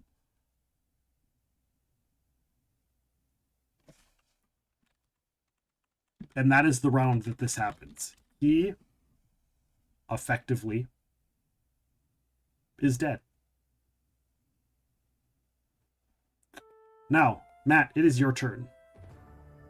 I'm going to give you enough information to let you know that it is likely that the process isn't over, but I'm going to need more rolls if you actually want to know more. Okay. I'm assuming, would it be like heal or alchemy or other, like some type of knowledge or heal check?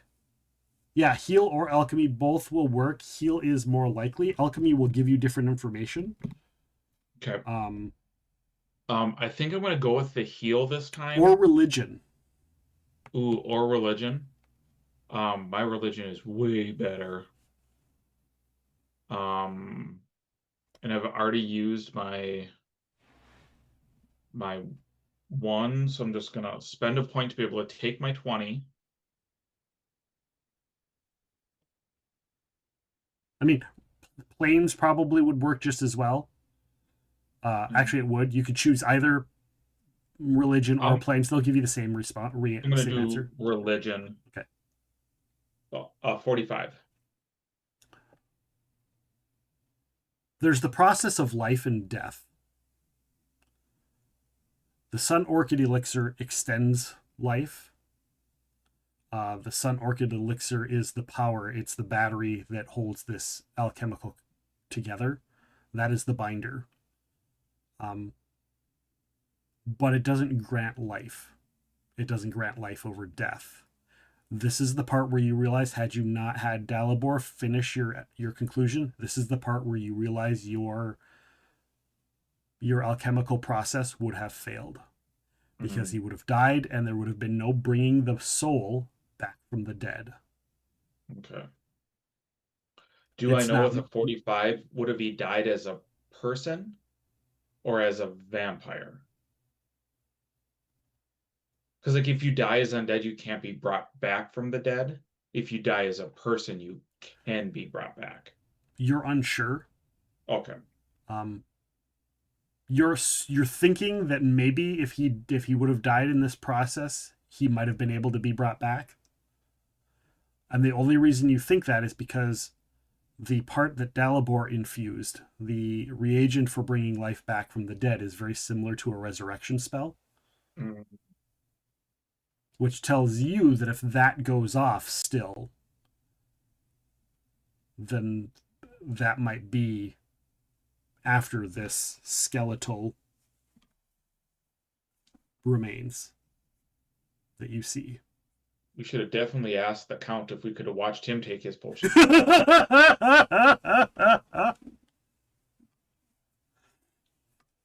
Well, you know he took his other, because he took 2. Yep. You know the other one's probably for someone else, for him to test on to make sure it doesn't kill them. Yeah, that's a good point.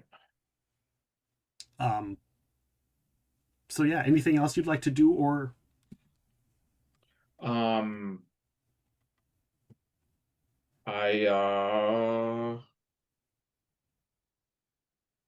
Does he have like I know like a lot of like various paladins and whatever they have like the holy symbol like either like on their shield or like on their weapon or whatever like does he have any of that like holy war iconography on him? He has the emblazoned holy symbol of Iomedae is his breastplate. Okay. But you also know and remember and saw that at some point when he had fallen before he met you, he took something and scarred the shit out of that, like ruined the symbol on the armor completely. Completely and permanently. So his symbol is like destroyed right now. Or I mean, you can still make it out, but yeah. Okay. Yeah, he doesn't have an actual holy symbol other than, well, you gave him a holy symbol when you left. So he does have a holy symbol, but like he's got the symbol emblazoned on his armor. But if you're asking for an actual like holy symbol for use for prayer and magic and focus spells and stuff, he has the wooden one you gave him when you left. Okay. Because he didn't have one anymore, and you gave him one before you left, so.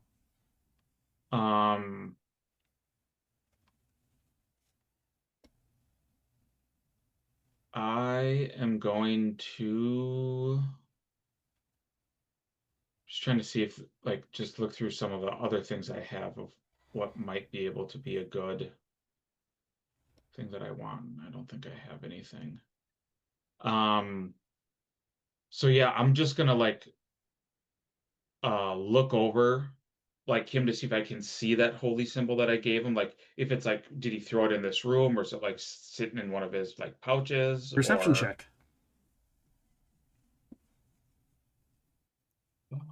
Skills.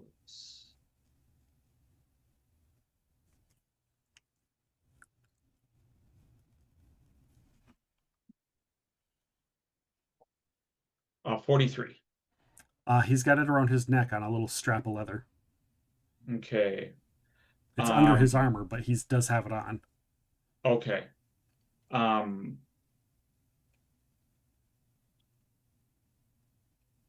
This is just more like symbolic rather than I don't think it's going to have like an impact. So my lay of hands doesn't actually heal you yet, but it can remove like mental conditions. Mm-hmm. And I just want to use a charge of that to like imbue power of Iomedae into him, into what's left of him before whatever's going to happen happens. Okay. So just like a remove status effects sort of heal thing? Yeah. Okay. Yeah, just to like or like just a channel the power of Iomedae through your own into him. Exactly. Yep. Okay. And I don't have like paladin spells yet to do that, so like this is like what I have. Sounds good.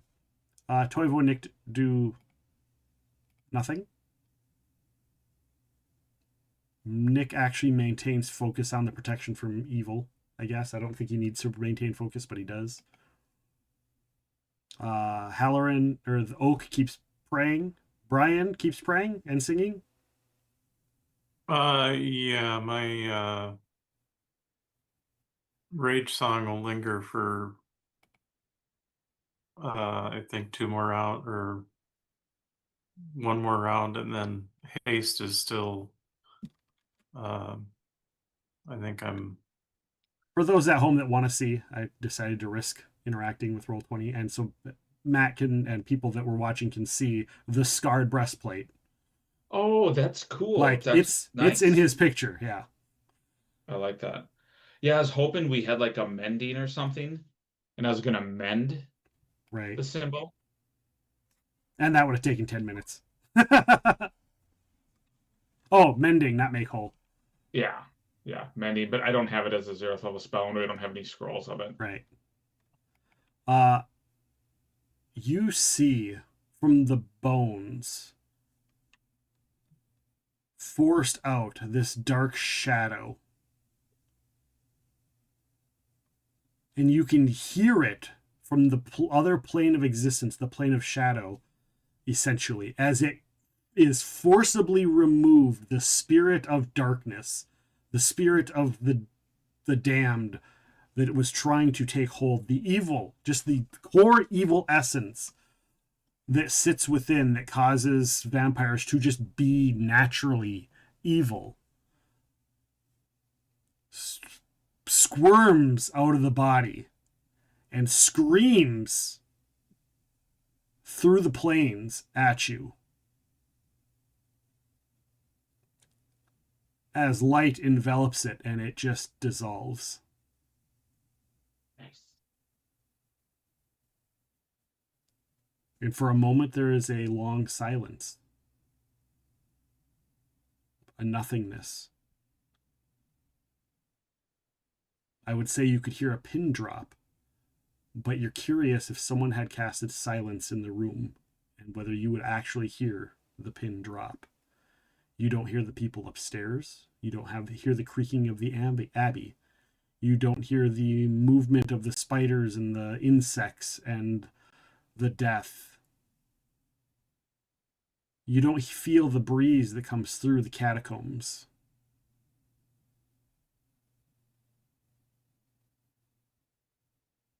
But what you do notice for a short minute is the discoloration of the bones.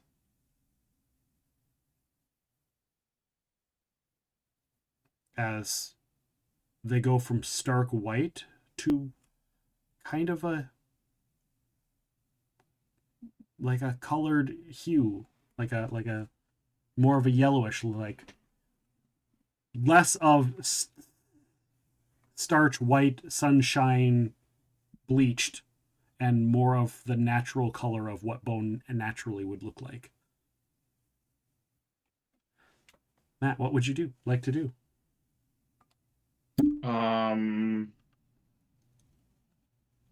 I am just I'm gonna cast Cure Moderate Wounds and just have it rest like radiant energy, just sitting in my hands. To see if I see like any other like tissue growth, things of that nature. And if I do, then I'll try to aid it. Okay. And healing them up.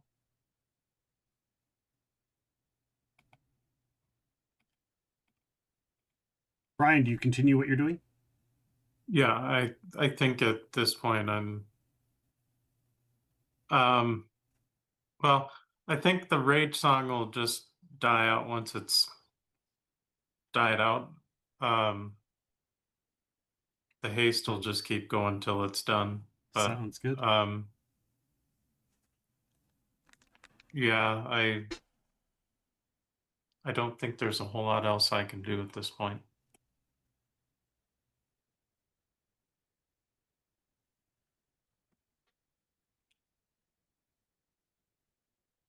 You see a small glow starts coming, a shimmering of some sorts, and then it kind of fades. Can you see ethereal, Matt? You're the only one in the room. Let me check. I don't. Or see invisibility even works, because I think that also allows you to briefly see invisibility does let you. I cannot. Okay.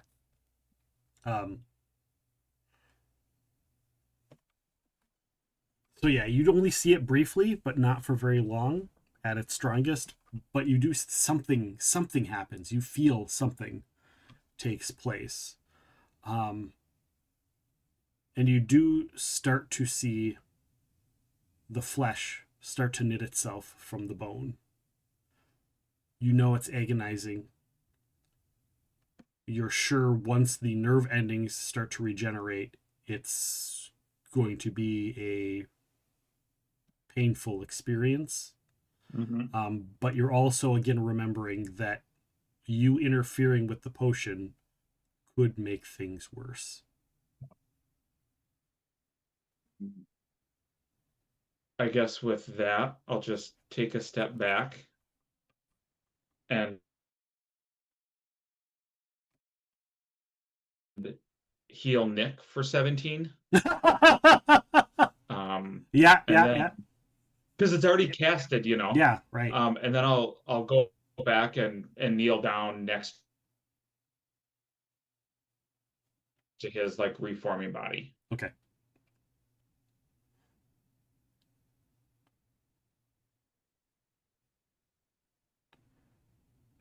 I'm gonna have to check my OBS and see if that will be it. One of my settings screwed up somewhere. Again, like see if it reset on an update or something. Because this has been a lot, like the last week or two.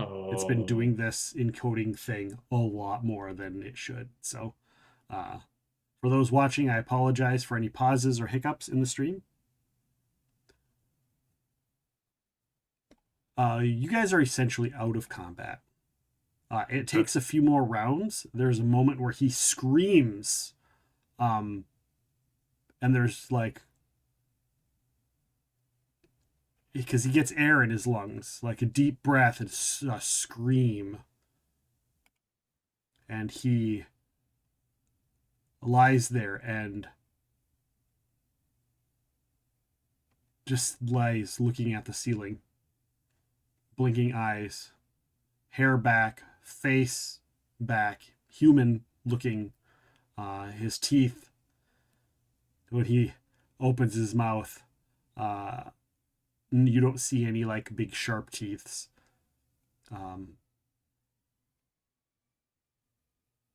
Bryan,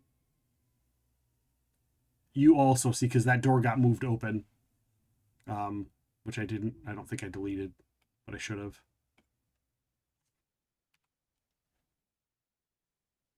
Because the door got open when he swung at Nick. Bryan and Nick make a perception check because you're a little bit further away. Matt's like up close and like looking at him right there. So I'm going to say like perception, point of view, a little storytelling. Dang.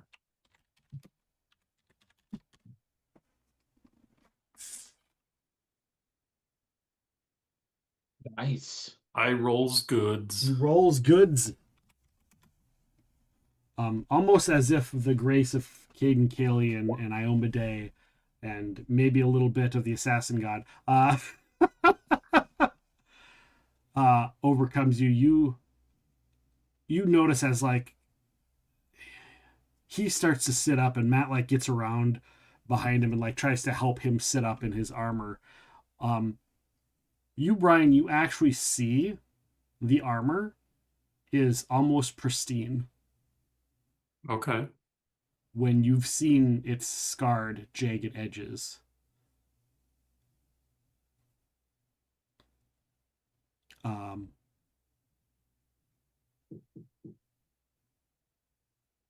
Nick also sees this. Matt, you don't really catch it yet.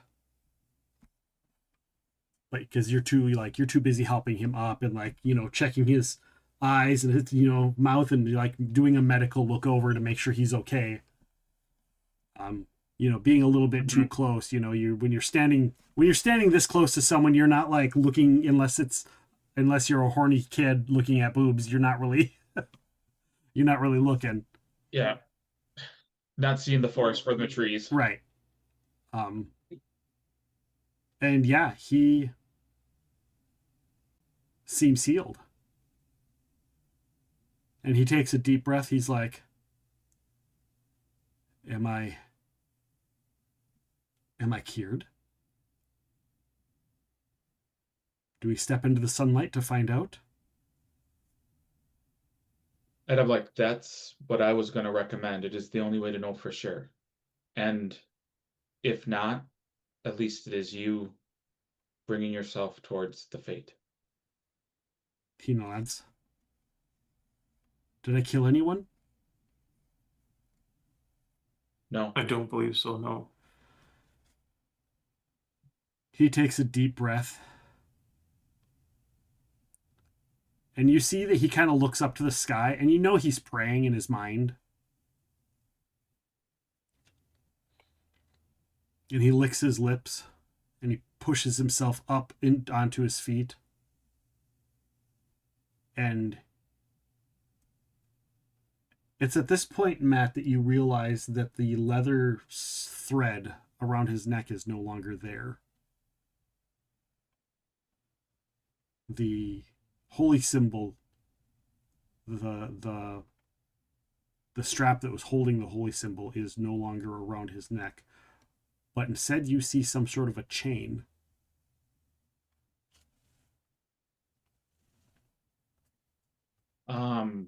I'll mentally file it away for now. Okay. So I think the more pressing thing is whether he burns up in the sun. Right. So you guys lead him up. Before he takes those initial steps in, I offer a little alcoholic beverage, little liquid courage, as it were. He holds his hand up. He's like, "Thank you, but I think I will wait to celebrate till afterwards."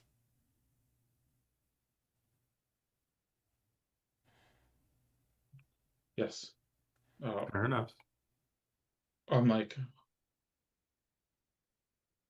and then I'll pick up my sword and sheath it on the way out as we head up. He picks up his and sheathes it, his shield as well.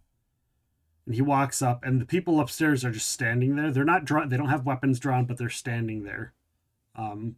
Oak is kind of leading, like in the rear, not leading the way, is behind, and then you and him are kind of in the front, and the rest of us are in the middle. And the people upstairs, they're acting strange. And they just stand there staring, and as you approach, they just step aside.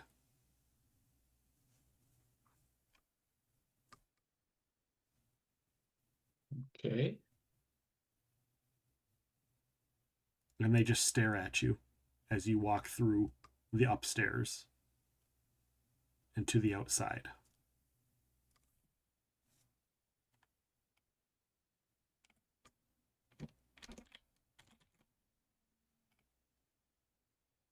Do I have the outside? Probably. Somewhere here.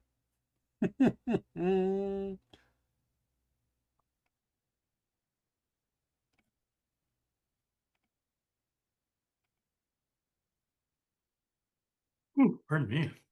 You are pardoned. You will no longer be tried for your crimes. Well, that's good.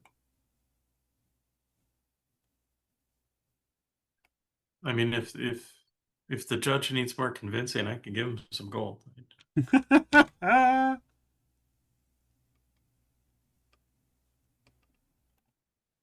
All right.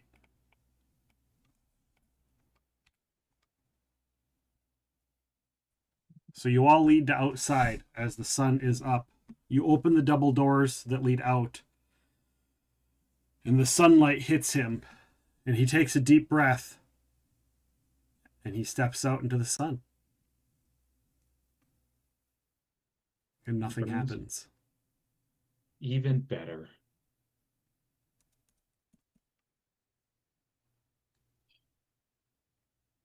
Okay, come back in though, because you haven't been out in the sunlight for a while, and the first time you're gonna burn real quick, like sunscreen burn, like sunburn, not like burn. But like we need to do. Does anyone have any sunscreen? Is that something we does can he make? have like baby pink fresh skin? Yeah, he sure does. It's at this moment when the sun hits him, and you notice the gleam off of his armor, Matt. Okay. The sunshine reflects off of the symbol on his chest, and you realize his armor is pristine. In fact, do you have any skills in armor, whether it be crafting or profession? I have weapons, but not armor. But I do have a pretty good appraise. Yeah, you could do an appraise. An appraise will work.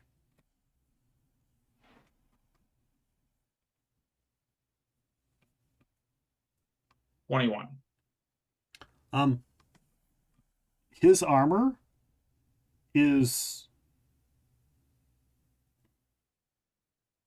no longer, it's not the same armor. It's not just a breastplate. Now, you, even when you met him, knew that it was some sort of magical armor. Mm-hmm. But now it's clear that this is now mithril armor.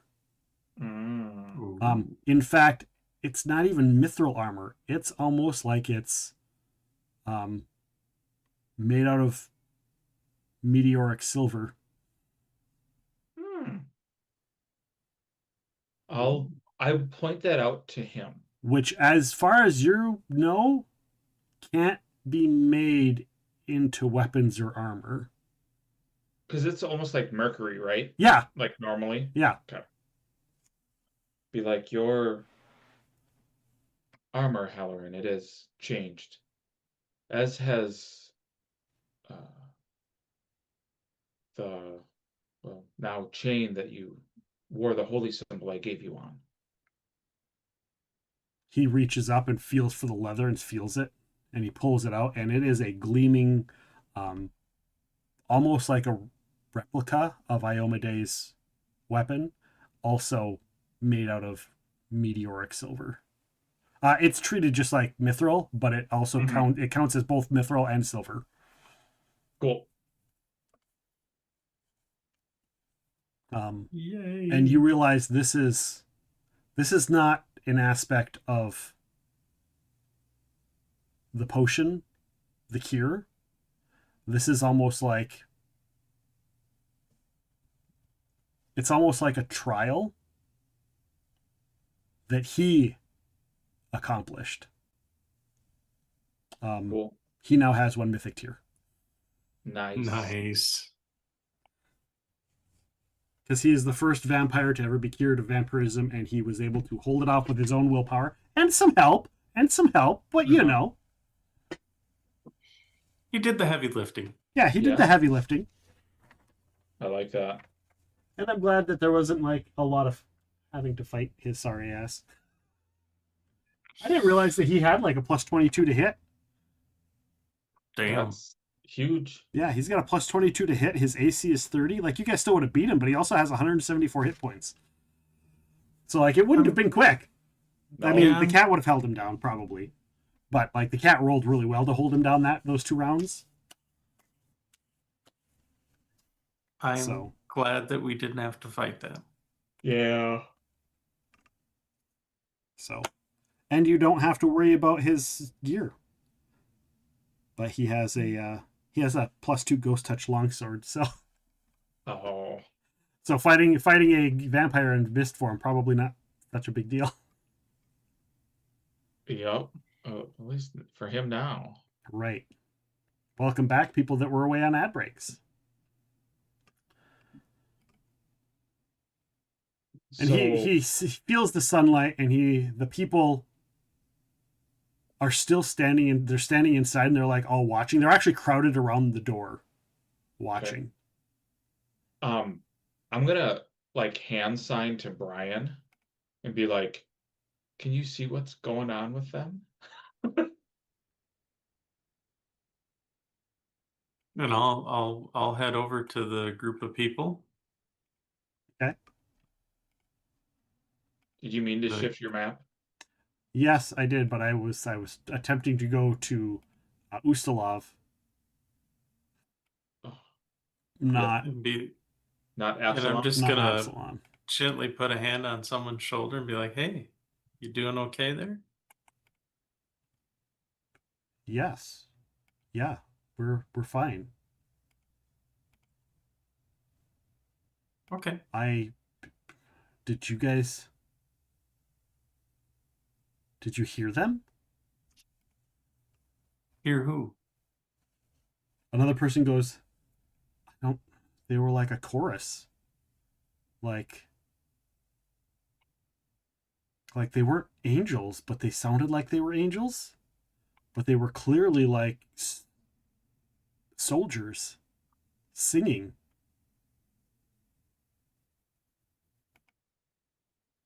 Really? Interesting.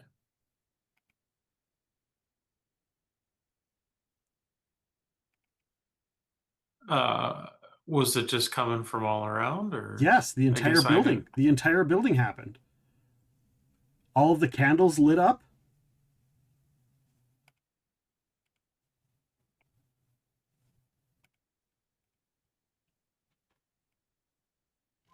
Well, those of us we started praying. We thought something. We weren't sure if it was the end of times or the beginning of something or what had happened.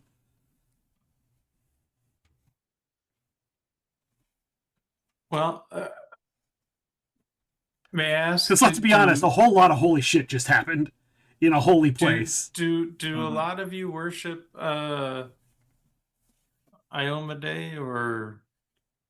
One of the people says we various. I mean, we all make sure to tithe to Iomedae a little bit here and there, being guards and whatnot.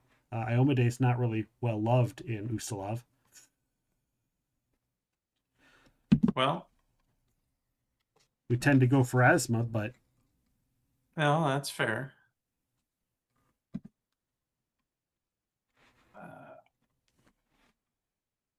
Well, now let's be out of character. Let's be honest. Phrasma might have had something going on too. Sure. Like you just fixed the site. You figured out a way to fix a cycle that she wasn't allowed to interfere with. So yeah, like finding a cure for vampirism. That's something that Phrasma would like. So a lot of the gods, out of character, a lot of the gods were watching what happened here. Not just the three gods you guys are dealing with. Sure. Because this is a huge event in the world. Makes sense. So much so that this place is a much more powerful holy place now, and you all can feel it. Not just Matt. Everyone can feel it, which is why these people are like, what's going on? Including Shy. Hey, why not? Makes sense. Bryan's right? a faithful. He's got a gun. Carries the holy symbol. I mean, I Carries feel the holy there's more symbol, than yeah. just a gun, though, to be faithful. But I get you. Well, Each I mean, boom is like a hallelujah. right? Each mug is a tribute to Absolutely. Caden Kalian. Come on now. That's true. That's fair. Hallelujah. Well, you see that? Shy just made you a chosen. But the funny thing is there's a keg, a fresh keg, and a stack of mugs in the winery front room. And funny enough, you guys didn't see it when you came down. And all the workers are like, well, I mean, I just kind of Let look up freedom and be ring. like, and whisper under my breath, "Best wingman ever." And then it's like, let's celebrate. because let's not forget, vampirism is kind of a form of slavery. Yeah, very And much you just so. freed him from being a vampire. Yep. Like, that's a Caden Kalian thing right there. So, like, literally, a ton of gods are involved. Lamashtu ain't too happy, you know, because vampires are monsters. But, but the good gods There you are go. watching the old school 3. And not just those 3. 4, technically, the 4 of them. With that being said, you guys have some drinks. Whether you party or not is up to you. Halloran also has a drink or two. Like, he doesn't really imbibe, but drinking doesn't go against Iomedae and tenements, but he's celebrating. Oak wants to celebrate as well. And they start discussing how they might go about convincing the Countess to allow this to be an abbey once again. I think that is a great idea. Perhaps all 5 of us should make our way towards what city? Is she in Caliphas proper? Yeah, she's in Caliphas. Last you knew she was in Caliphas proper. Make our way towards Caliphas and try to convince her of returning this monastery back to the order. And if she doesn't, Nick says, she seems pretty content on keeping this place. We won't. Well, one, we won't know until we try. And if not, well, perhaps she'll be visited by 3 ghosts.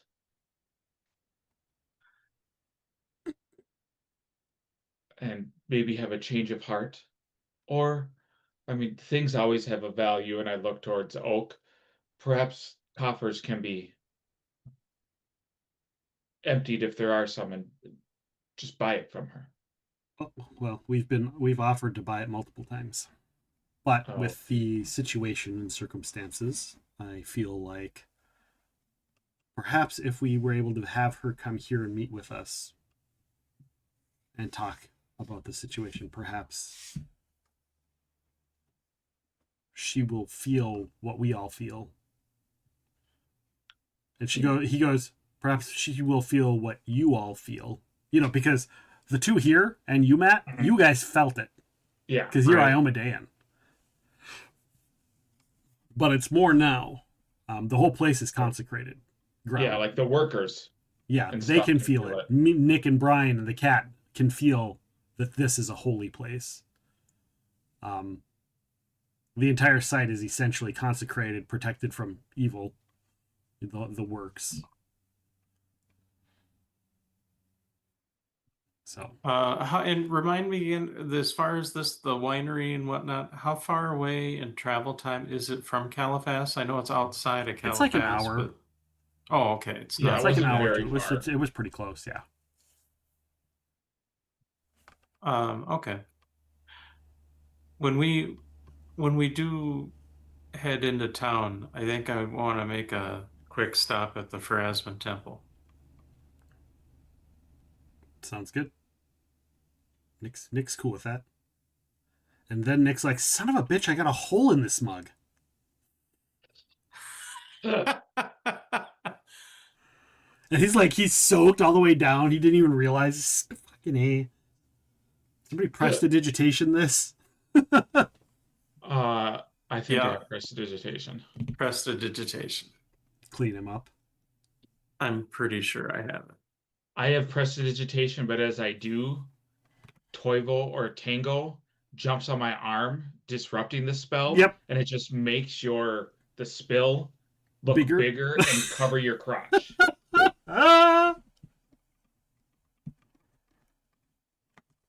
Frickin' A.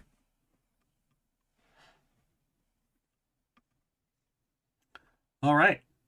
So, you guys finish here. Head to Caliphas. Bryan, you head to the Temple of Pharasma. Matt, are you gonna go with Oak to their location? Or are you gonna try and find the Countess? Or are you gonna try and find your people? Or are you just gonna go with Bryan? I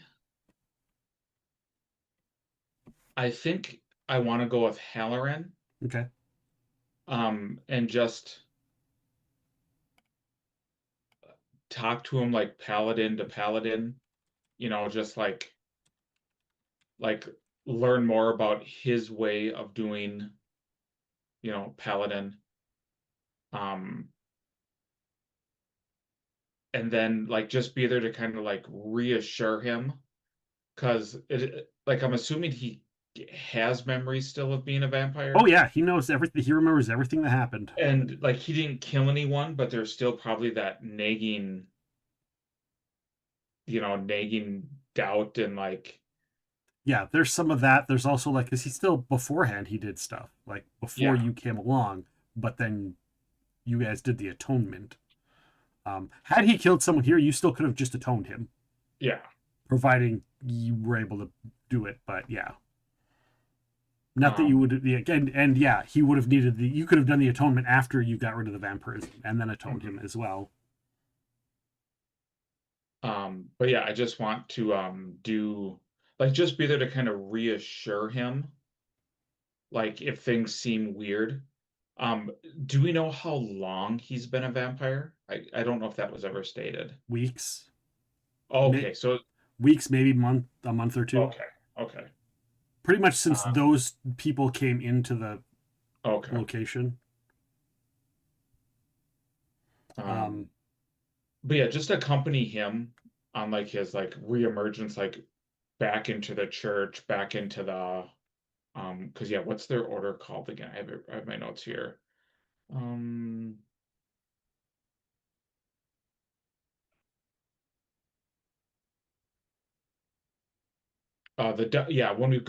we make our way back to the Dawn Grace Memorial. Yeah. And you haven't been to the Dawn Grace Memorial I yet have not. Because Nick went and got Oak. So you see the Dawn Grace Memorial, and it's like dark obsidian stone with white polish inscriptions, and it's very large. It has over 12,000 names hand chiseled and inscribed and painted into it. Iomedae's holy symbols emblazoned throughout the Dawn Grace Memorial. And it's just a small little location in town. But there are a lot of people that are here that come here daily. This is the equivalent of a temple of Iomedae. It's a shrine more than anything. It counts as a temple.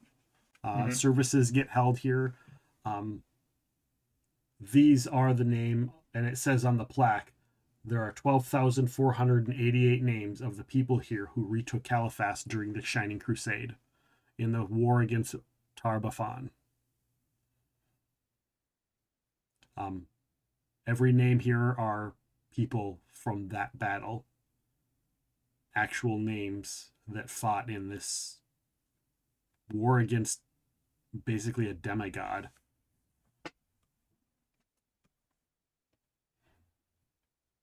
Okay.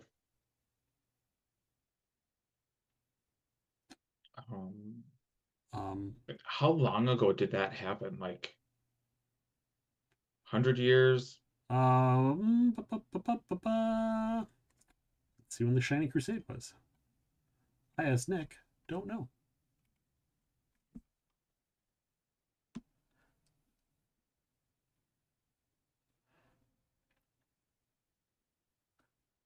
What is the year now, Matt, in the world, in our United Galarian world? It is, hold on, I'll tell you. Give me 1 second. 4715. 4715? Yeah. Is that the same? I know we've done a little wibbly wobbly with your overall Galarian verse. Is that still the same year as the wedding? That Riley's wedding is 4715. Okay. So 900 to 1,000 years ago? Okay, so long time. Long time ago. Yeah. Okay. I wasn't sure if it was like long time or like recent, because I didn't like, if it was recent, I was going to be like, so did you fight with any of these people? But that makes no sense with Halloran, the human paladin. Yeah, and Oak came here in 4707 to create a shrine to Iomedae, and this is all that there's here, and he wants the abbey so he can turn the abbey into a local shrine and temple for Iomedae. But makes sense. People aren't big fans of Iomedae, so the Countess is like,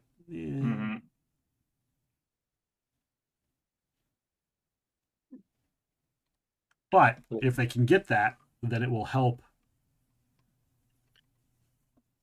There's arguing facts in all of the books as to where the abbey actually is. Some places say the abbey is actually in town in Caliphas, and others say it's not, which is why I put it pretty close. So that like it could be, just right there on the edge somewhere. Yeah. Like, yes, White Bear is kind of St. Paul.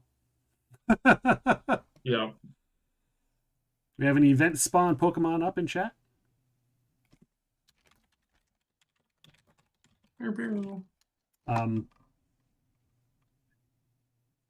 So yeah, that's about how long ago it was. And they have some people that worship here, and they hang out here, and like Oak has stated that he does sermons here. You know, because you had an hour walk, so he talks about the Dawn Grace Memorial and what it means to Iomedae and what it means to the people here, and how he believes that Iomedae should have more of a presence in Caliphas, considering the history of Tar-Baphon and what happened here, and how the Shining Crusade came about, and that Iomedae shouldn't be shunned in Ustala, because without Iomedae, Tar-Baphon probably would have never been captured. Mm-hmm. And she also likely may not have ascended to godhood, right? Yep. So. Okay. Nice. So, do they like after like visiting here? Because I'm assuming they don't have. There's not like campgrounds or whatever. Do they then kind of like make their way back into Caliphas?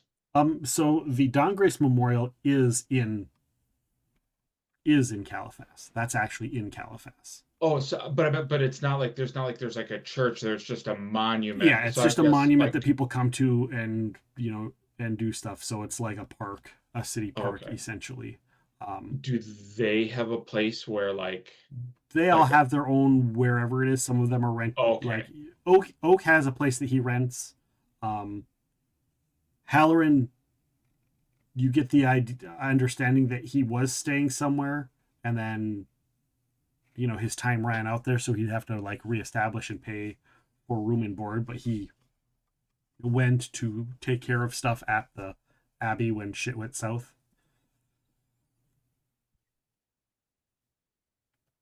Because as powerful as he is, 8, 9, 10, 11, 12th level paladin and fighter, he still couldn't have soloed the 2 witches and all of their people, and the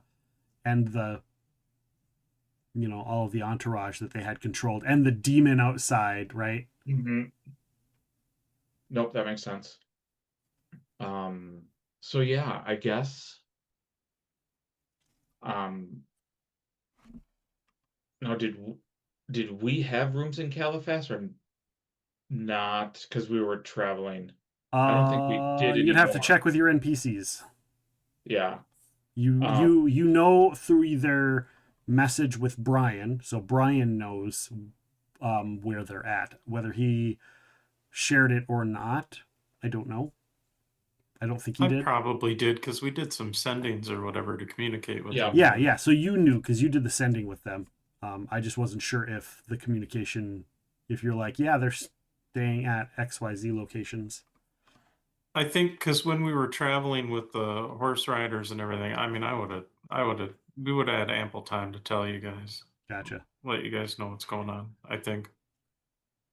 I don't see any reason why I would hide that. Sounds good.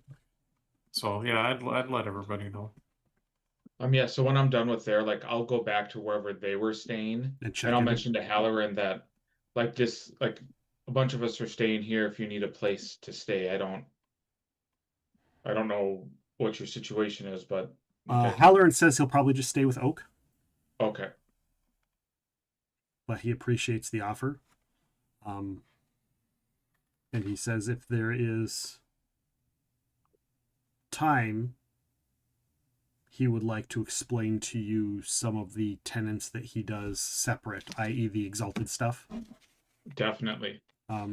He says that his teacher was an asshole and kept trying to turn it into riddles, and he's just like, I'm just going to tell you. Mm-hmm. I thank him for that. And you find out that it's the same priest that you were talking to before in Riley's camp. Like, that's the person who taught him. But he made it, he did the same thing to you that he did to this guy. Here are these riddles, and you have to figure out. I'm being all cryptic and priest-like. Mm-hmm. And he's like, yeah. Like, it's true. If you listen to him and you figure out what he's talking about, then yeah, you could totally be exalted. But that's a pain in the ass. Rather than just someone going like, this is what you have to do. Yeah, hold up your sword and make these tenements and say these things. You have to do it every single morning. I don't remember exactly what they are, but yeah, it's something about the sword, and you have to take out your sword, and and as he explains it to you in the ground and pray to it. Yeah, and as he explains, or will explain to you some of the things, you're like, oh, that's why he kept asking, what is your weapon? What does this do? How do you whatever? So, so yeah, Bryan, you get to the Temple of Pharasma. Okay, and I realized it's been a few sessions since we were last here. So what was the name of we had the box of vampire fangs that we handed off to, and it was the I forget the title or name of the like Bryan's forgetting. What was the name of the bishop or priestess that we were? The head exorcist, Mart Hollis. Okay. When I arrive, unless you're talking about the really nice old lady. I don't think it was the nice old lady. Yeah, that was it was the exorcist, the inquisitor, the Pharasman inquisitor who rose to the heights, which was uncommon. But you met her at the Pathfinder Lodge. Okay, I will inquire to see if she is nearby and if it's possible to have an audience with her. They recognize you because of the shenanigans that happened last time. They do not want to get in trouble, so they immediately go and get Mart Hollis, and Mart Hollis eventually shows up and arrives. And she's very stern and proper, and she comes up and holds out her hand. Welcome back. Okay. What can the Church of Pharasma do for you? Well, may I speak with you? Or are we in private, or is this all? Yeah, it's in the side room. You met with her last time you were here. I first want to apologize on behalf of myself and my associates. We came to you originally under some false pretenses. And I'm hoping that what I have brought here will help to make some amends to that.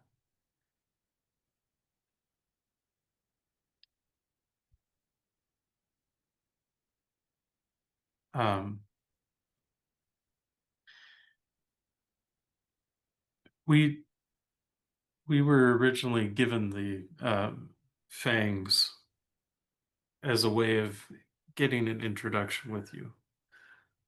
And while me and my friends would ultimately have no problem hunting down a vampire if that's what it took, admittedly, the time frame we were on required us to expedite things a little bit. And for that, again, I do sincerely apologize. That being said, what I have to bring you, I'm hoping can at least begin to try to make amends to you and your deity, as I don't see that, I don't want to anger either. Oh no. Yep, continue. In point of fact, we discovered something that I imagine may aid you greatly in your cause, and the Pharasman's cause in general of, getting rid of certain undead, as I know you're well trained and versed in doing. This is a recipe that will turn a vampire back into their living body and be a vampire no more. We have tested it, and it works. in fact, should you wish to see firsthand, there is an Iomedaean by the name of Halloran. He is the first of, I hope, many that will be changed back.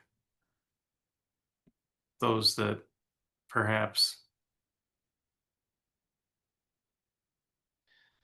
are worthy of a second chance. This is the recipe. You just like the written little booklets or whatever? Yeah, because I'm sure I probably wrote it down at some point as we were going through all that too. So I'm sure you guys have a couple copies, one for each. We'll say each of you, Matt, Bryan, and Nikki, each have a copy of how to make it. Okay. So this is your copy. Yeah. And you can always make another copy later. Yeah. She takes it. Thank you. This will be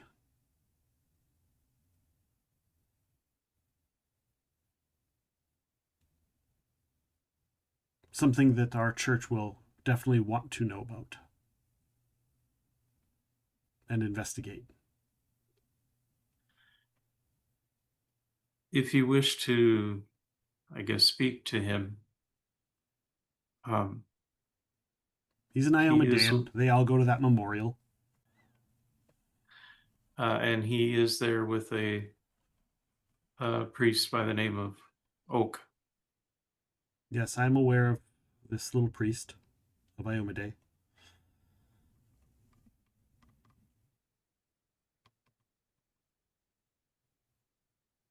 And she takes the paper and just kind of like tosses it on the table next to her. We'll make sure we get that to one of the sisters. They can put it in our library. Do the proper research.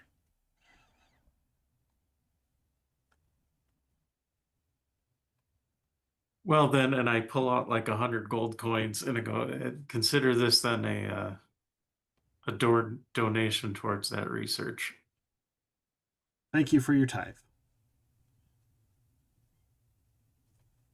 And she takes it. She takes it and puts it in her pocket because she doesn't really have anything other way to carry it. But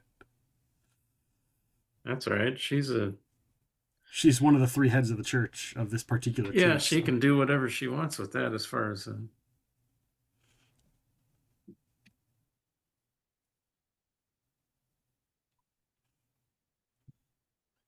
So.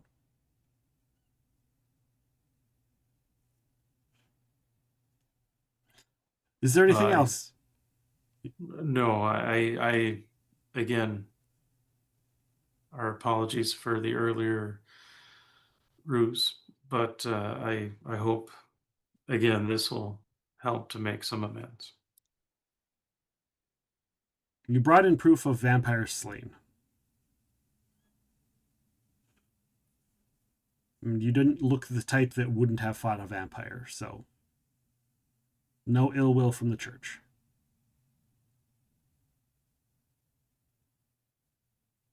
By the way, Bryan, you do have 2 new set of teeth from one of the vampires, from the vampire which you killed. Because you guys did say you grabbed it to bring back to the church.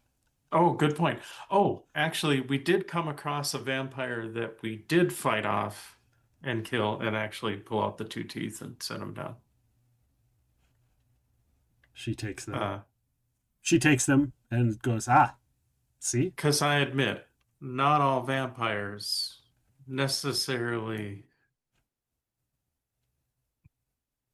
Some vampires are very set in their ways, and well, all vampires are evil, and they are able. It's only those that want to redeem themselves that might have a shot with the elixir. She chuckles. There are likely no vampires who want redemption. That's just not in their way. They are abominations to this world and need to be eradicated. But if we can find another way of doing the eradication via your potion, then that will have to do. I understand where you're coming from on that, but there's no buts. There's evidence in the world to agree to disagree. Well, as soon as you get such evidence. I do. His name is Halloran. So you say. Good day, sir. Take care, and good luck on your endeavors. And she just walks out. Okay. Well, it went better than expected. Yeah, she's a. There are words that I don't want to say on stream that she is.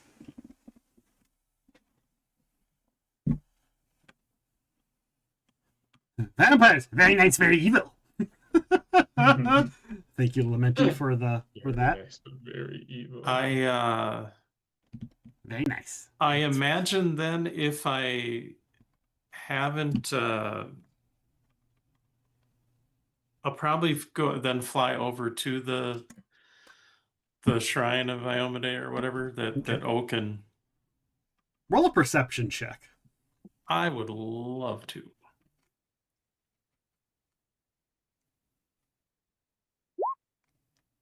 16. You do not hear it. You do not hear Lady Marthalis tell the other priestess, yes, there's a book in the other room. Burn it. You didn't hear that. Fair enough. I am so glad you didn't give her one of the vials that you guys had. One of the blood vials? One of the cures. You guys have 2 more cures, right? One or two more cures. He made 4, and we gave it to Dalibor as payment. Oh, because of how pissed he was. Right, you guys didn't keep any extras. We didn't keep any. I thought you kept 1 more. Nope. With how upset he was, we decided to give it to him because of the fact that what's his name's lackey. Well, you knew he made extra ones that were just him, and you just let that go and pretended like you didn't know he made a bunch extra? Yeah. Right. Okay. Yeah, I thought you guys had a vial, and I thought you were going to give her the vial that's the cure, and she would have just thrown it against the wall immediately. No, I figured for what it was worth to give the Pharasmans. I mean... Yeah, a little something.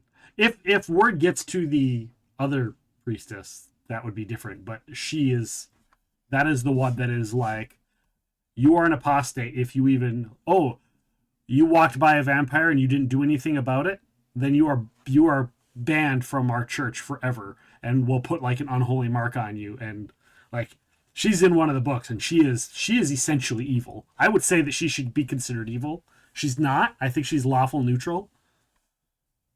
Well, a lawful prick can be a... She is lawful prick. Can be an alignment. She is lawful prick. Yeah. Yeah, a fanatic. Yeah, she is a fanatic. She is a psycho.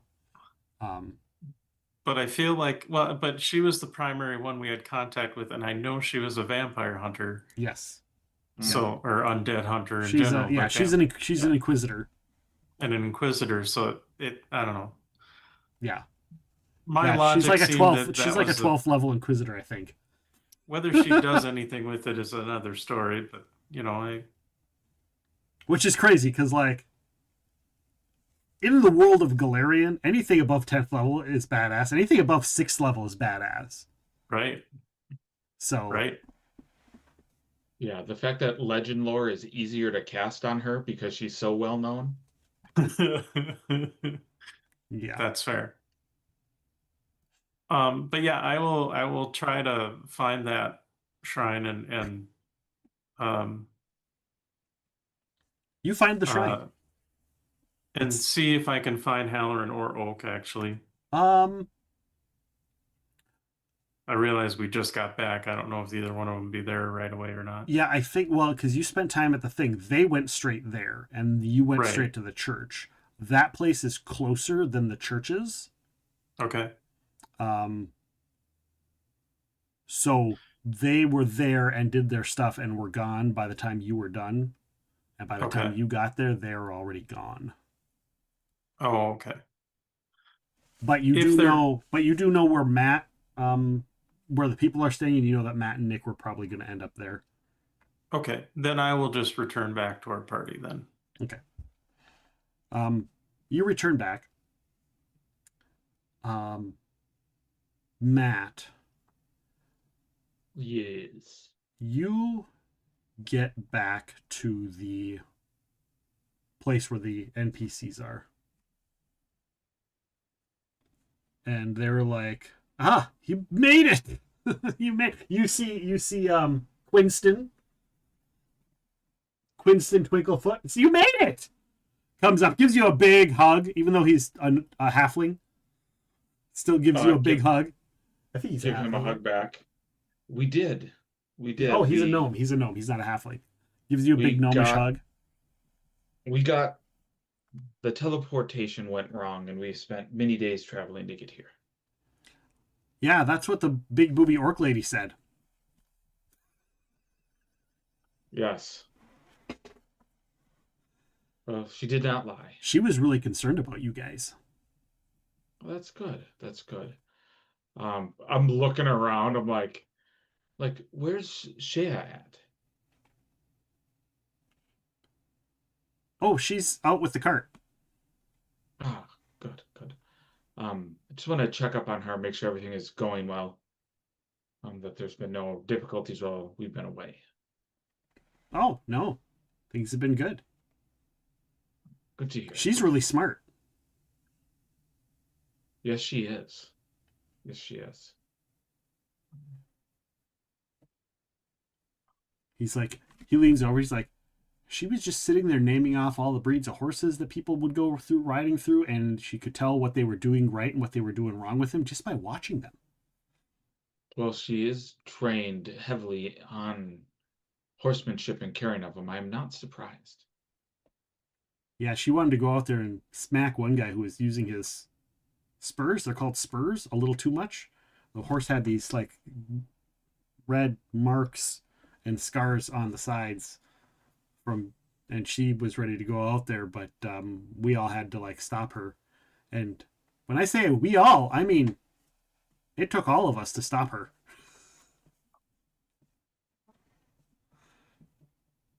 Yeah, she's very dedicated to the well-being of animals. It is good to have passion like that, especially when you are that young. I'm afraid of how tough she's going to be when she gets all grown up. I think you are not alone. Because she's the same level as all the adult NPCs in the group. She's the same level.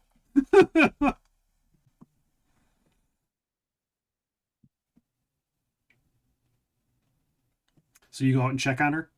Yep. Okay. You see her out. She's with the horse that you've got pulling the cart. And I can't remember if it's one horse or two. But the horse or horses that draw the cart, the magical cart, she's taking care of them. They look really, really good. Completely groomed. She's braided their tails and their manes, but in such a way where it's it doesn't hinder them or will get caught on the stuff. Cool. She's like, "Oh, you're back." Yes, we are. Was there any trouble while I was gone? Well, there's some assholes in this town. Oh, yes. That there definitely are. But Andalek told me to say something. He taught me something new. When there's shit you can't control and you can't do anything about it, just say, well, fuck them.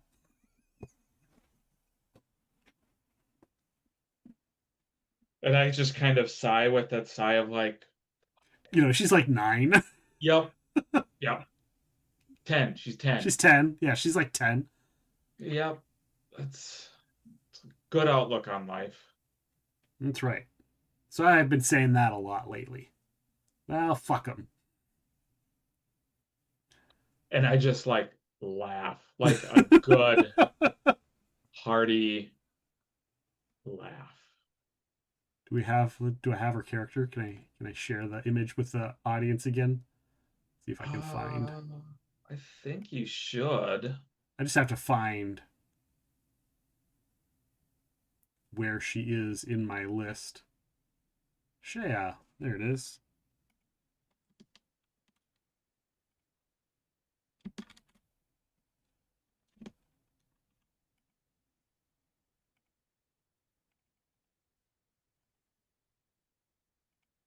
Do you have to have it on the map to do the Shift Z thing?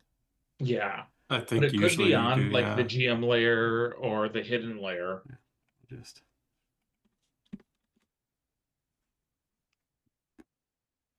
fuck him.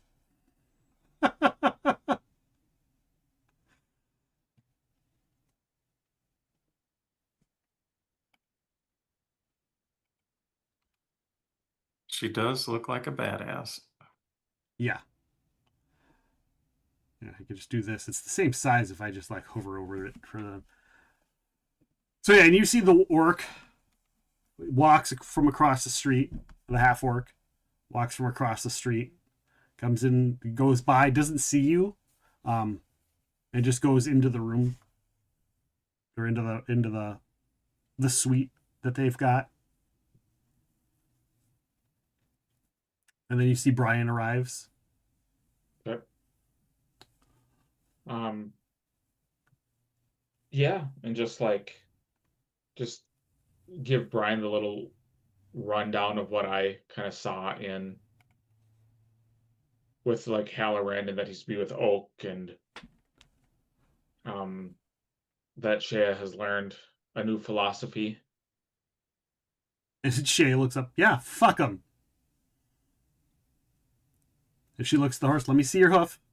Let me see the goddamn hoof. And the horse puts the thing. Like, she doesn't, like, grab it. She just tells it to, and it does it. Yeah. Like, that's not normal, but she's trained him already. You know, because she's had it like 3 or 4 days to do horse training. Yep. And they're smart, intelligent horses. I mean, not intelligent, but... So, yeah.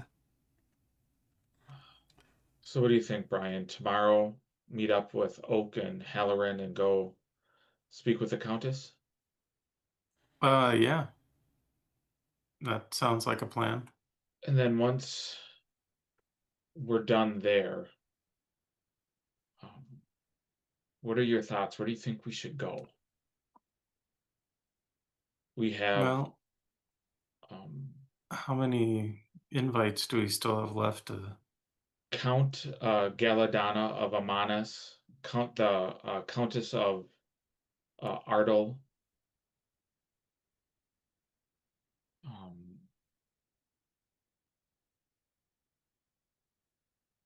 Those are the 2 left that I have notes on. Because we already got the prince, we got the countess.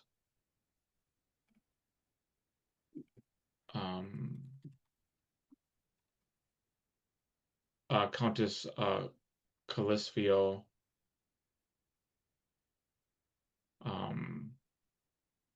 Yeah, so in my notes we just have those 2. I could be wrong though. You for sure have an author who is also a noble, whose name Nick is spacing. Oh yeah, where's she out of though? She is at the old capital, which I believe is also Artis. You said that's also an Artis? I believe so. So we have 2 in Artis.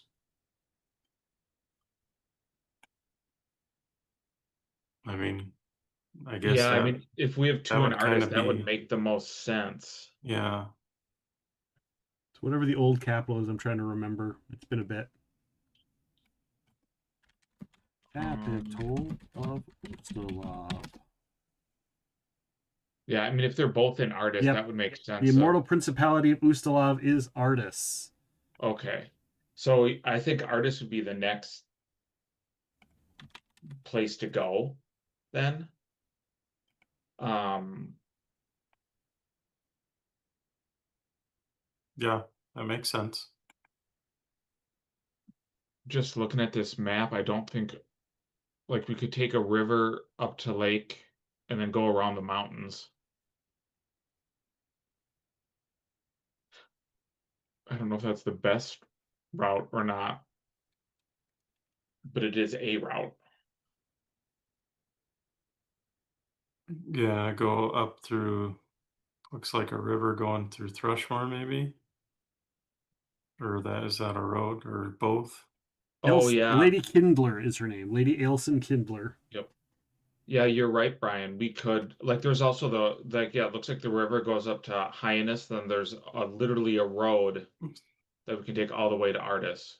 Yeah. Or to the other side of to the mountains to the Senior River. But yeah, so that's probably our best route. Yeah, okay.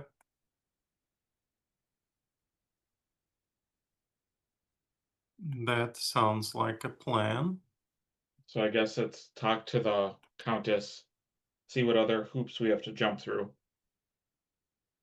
And then Brian, make a sense motive check.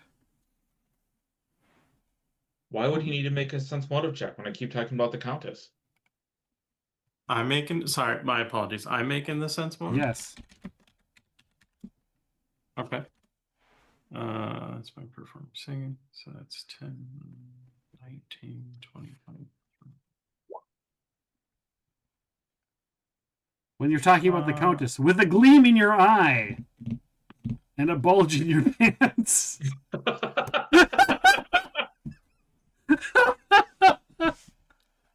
You can't get that last image of when you were at that party of her walking away out of your mind.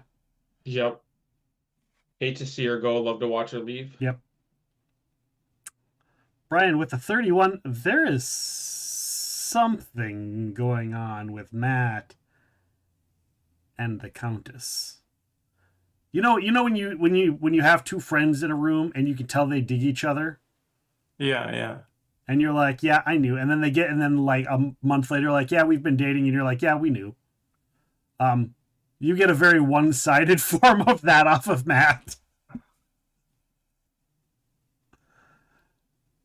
Nick sees it, but Nick just goes, yeah, she's hot. I'd do her too. Like that's all Nick gets out of his, like, he sees it, but he's like, yeah, who would say no? Like, I mean, yeah. But Brian, you see there's a little bit more than just like, I want to bone a hot lady. Matt, are you a little smitten? Are you a little smitten kitten? I mean, you saw how she was using that whip, right? And how she commanded those people to do what she wanted. I mean, of course that's a turn on. Yeah, but lusting after it is one thing. I mean, she's undeniably beautiful, and like Nick said, it's an attractive lady. But Nick laughs. That's in character. He laughs. He's saying when you misstep saying young, Nick starts laughing. But I don't know. Just maybe I'm reading it wrong, but you all of a sudden you just seem a bit more smitten than I mean, just that. Facing down those witches and all of our escapades, sometimes it's nice to even just think about maybe having a place to come home to.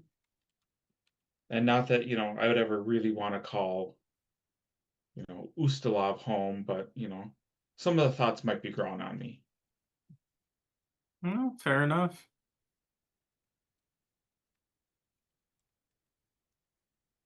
What time of day is it?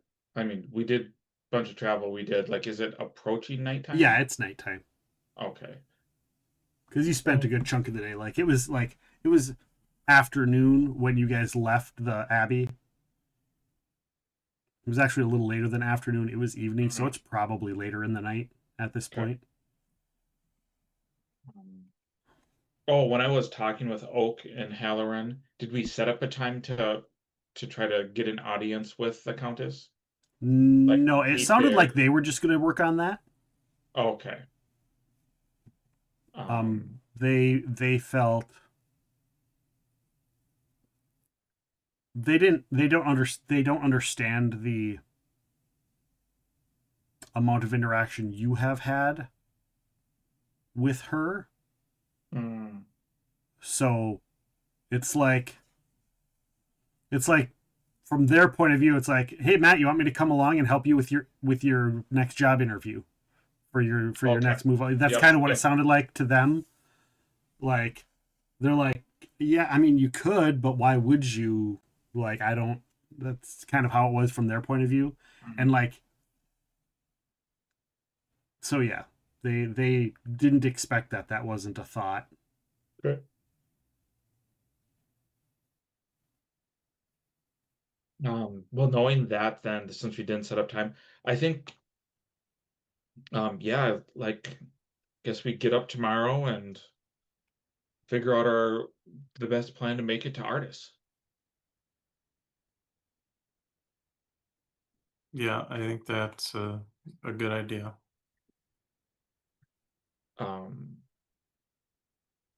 Your dude, Nick, is he from Ustalav originally? Like our cart guy? No. Okay.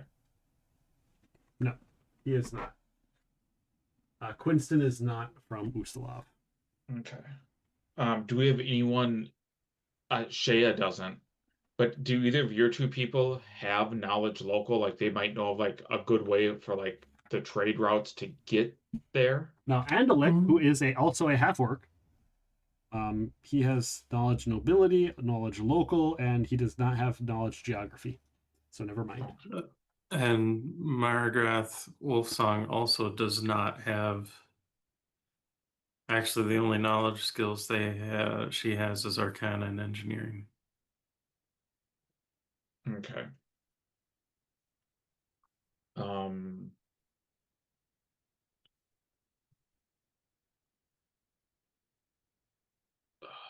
So what do you two think? Should we go back to Carrion Hill to do a report and then just go to Artis this way? Or from Carrion Hill? Well, we could and then switch see out if people, maybe they could teleport the mages to us to try to get us back, but that kind of went tits up last time. Yeah, I would prefer to not teleport again if we don't have to. I mean, we have the wagon, like, we have a wagon and somebody that can use it, or that's trained like a wagon person. You really should go to a Mons. A Mons? You hear that? In the room with you. Look around, who spoke? You look at the screen. Oh, that's the person that's, okay. Yeah, you hear and you see him, as if he's been in the room the whole time. Oh, I guess that's on the way to Artis as a Mons. What? Just for my knowledge, where in a Mons do we have to go? Which place there is a Mon? He's like, well, maybe not necessarily a Mons, but you need to get Lucian Galdana invited to the wedding, yes? Yes, we need Count Galdana. Yes. Count Lucian Galdana has been kidnapped. Oh. I would be willing to bet if you were the ones to save him that he would gladly come to the wedding. And you may be? You recognize him. Is he the prince, the king's or prince's? This is Duadin. I thought this is Ustalav's spymaster. Okay. Oh. And where was he kidnapped from?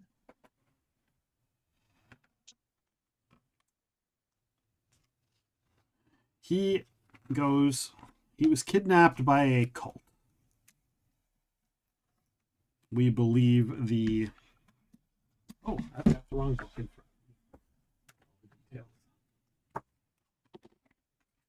of me. Ah. Cults, awesome. Yes, Cults. I have to find the name.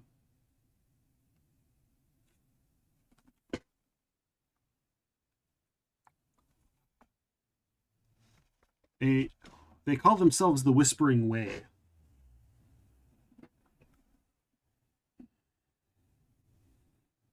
They are a cult of Tar-Baphon worshippers, from what I understand.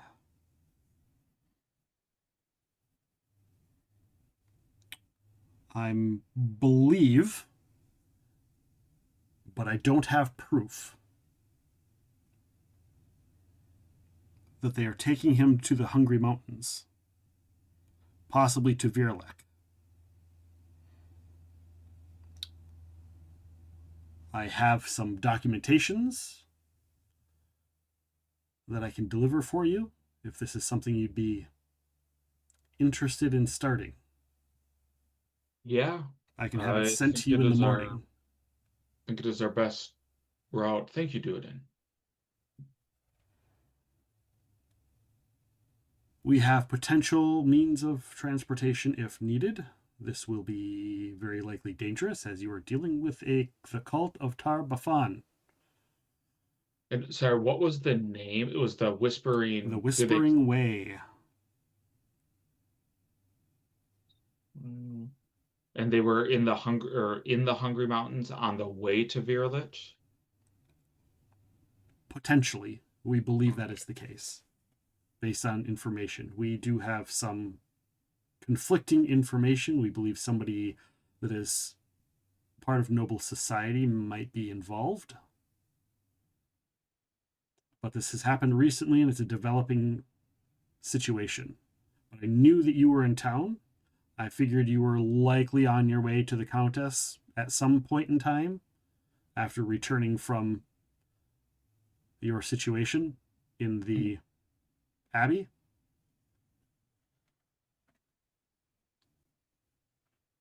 Yeah.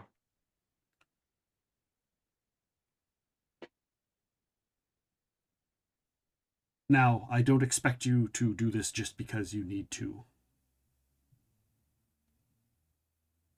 Get a hand for the wedding. I am sure you would easily attempt to go and follow the route that you would to do it, find out he was kidnapped and whatever the aftermath was, and somebody else by that point in time would have dealt with it. So I am certain that a payment should be in order for you. And I have spoken with the prince, and I believe that we have a payment that you would all agree on.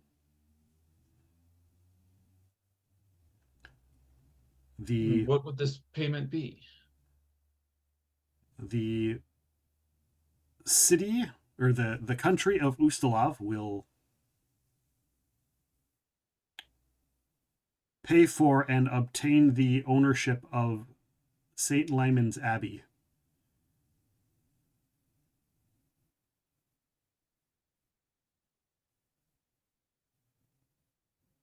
And put it under the trust of the Iomedae Church on your behalf. I look at both Bryan and Nick. Now, here's the conflict, Matt. Here's the conflict. The Countess probably ain't gonna like that. Yeah, the Countess cares about the wine. As long as the Iomedaeans keep making wine and, as a partner with her, I'm sure that can be smoothed over. But also, this negotiations when we get the Abbey just means I gotta talk to her more. This gets me in a negotiation room with her. Oh, there's no negotiation. The government's just going to take it. They're cutting the whole thing out. They're just like, this is going to the church. Here's your money. Is what Duodin's saying. He's going to do the government's going to do all the heavy lifting for you guys and for the church. Well, when I'm sure I can work with the church to make sure she works as a partner in the wine part. Sure. You figure something out. Duodin's like, I don't care. That is the offer we are willing to make for you to rescue the Count from the Whispering Way. And figure out exactly more details onto what they're actually doing. I look at at Nick and Bryan, and I go, and like I point to my holy symbol. I'm like, obviously, I would think this is a good deal, but this is something going to the church. If you two would want something else, I'm sure we can maybe negotiate. Like I kind of shrug. I'm like, it is up to you two. But I think this is a good deal, but I feel like I'm reaping more out of it because I am a paladin of Iomedae. So I don't want to say yes for us.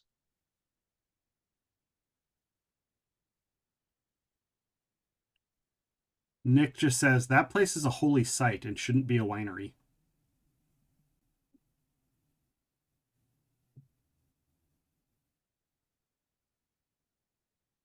It should be a holy site. And it was originally Iomedaean, so who better to watch over it? And let's be honest, I kind of like those guys, and I'd rather that place. I don't know. I just feel like that place is better suited for what it was built for. As much as I'd also like to get in the Countess's pants, I don't care if she gets angry or not. I'd rather go to the church.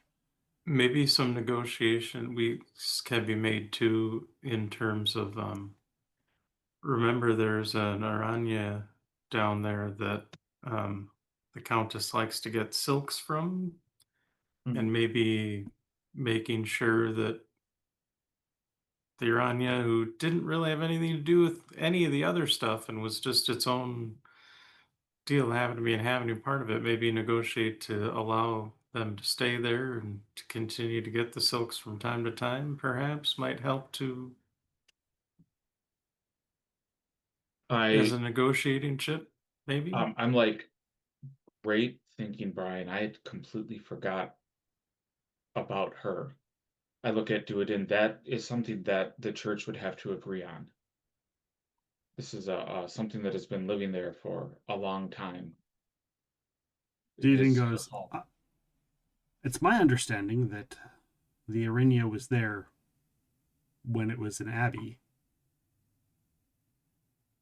Well, then hopefully when it returns to being an abbey, they will not evict her. If not, she'll just block herself in again, he says. And then she'll just live out her life in silence, doing what she did when you guys took over. Again, you guys are like, nobody else knew that there was a... He knew.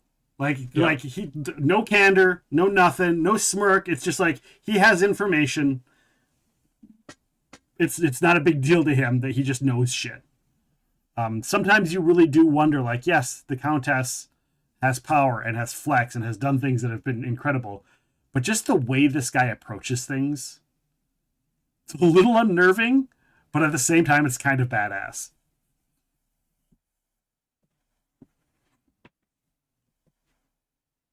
Like, he just knows shit that he shouldn't know. Mm-hmm. He has spiders everywhere. Yes, spiders everywhere. He goes, we will make sure that she gets her winery continued. Her workers, we can get all of the things moved and transported if needed. But Count Galdana is a close friend of the prince. They get along very well. They are allies in almost everything. I actually think some of, or most of the workers probably want to stay on after what they encountered there. Yeah, so some sort of religious event. A miracle. However, what they experienced was different than what we did. But they were, on the surface, a choral of angels descended. Well, phenomenons happen. What the people do, what the people choose to do, who goes where and who works with what, that is for people under me to work on. Mm-hmm. It's just the fact of the matter that the property will change hands, and we'll make sure that the Countess is happy, with the deal as happy as she can be. Nothing makes her happy. And make sure that everything works out in the end. Because we know that that's important to you, and figured that works out in the deal for everyone as well. And I'm sure even if I hadn't offered this deal, you probably still would have went and helped Galdana's, but it's the right thing to do. It is. It definitely is. As long as Bryan's in agreement, I think the Hungry Mountains is where we head off. He's like, I will send you the information in the morning that I have. You can go through it and see if you solve anything extra. You guys seem to be good at solving things. I will also send along any new information that I have gotten along the way in order to help you out. These are from multiple sources and multiple people, some of which who have died in the process of trying to help the Count. He goes, oh, and he reaches into his pocket. He's like, here is the deed. If you would give that to Oak for me, I don't have time. It's already signed by the Countess. I will talk with you later. So he already had it done. Nice.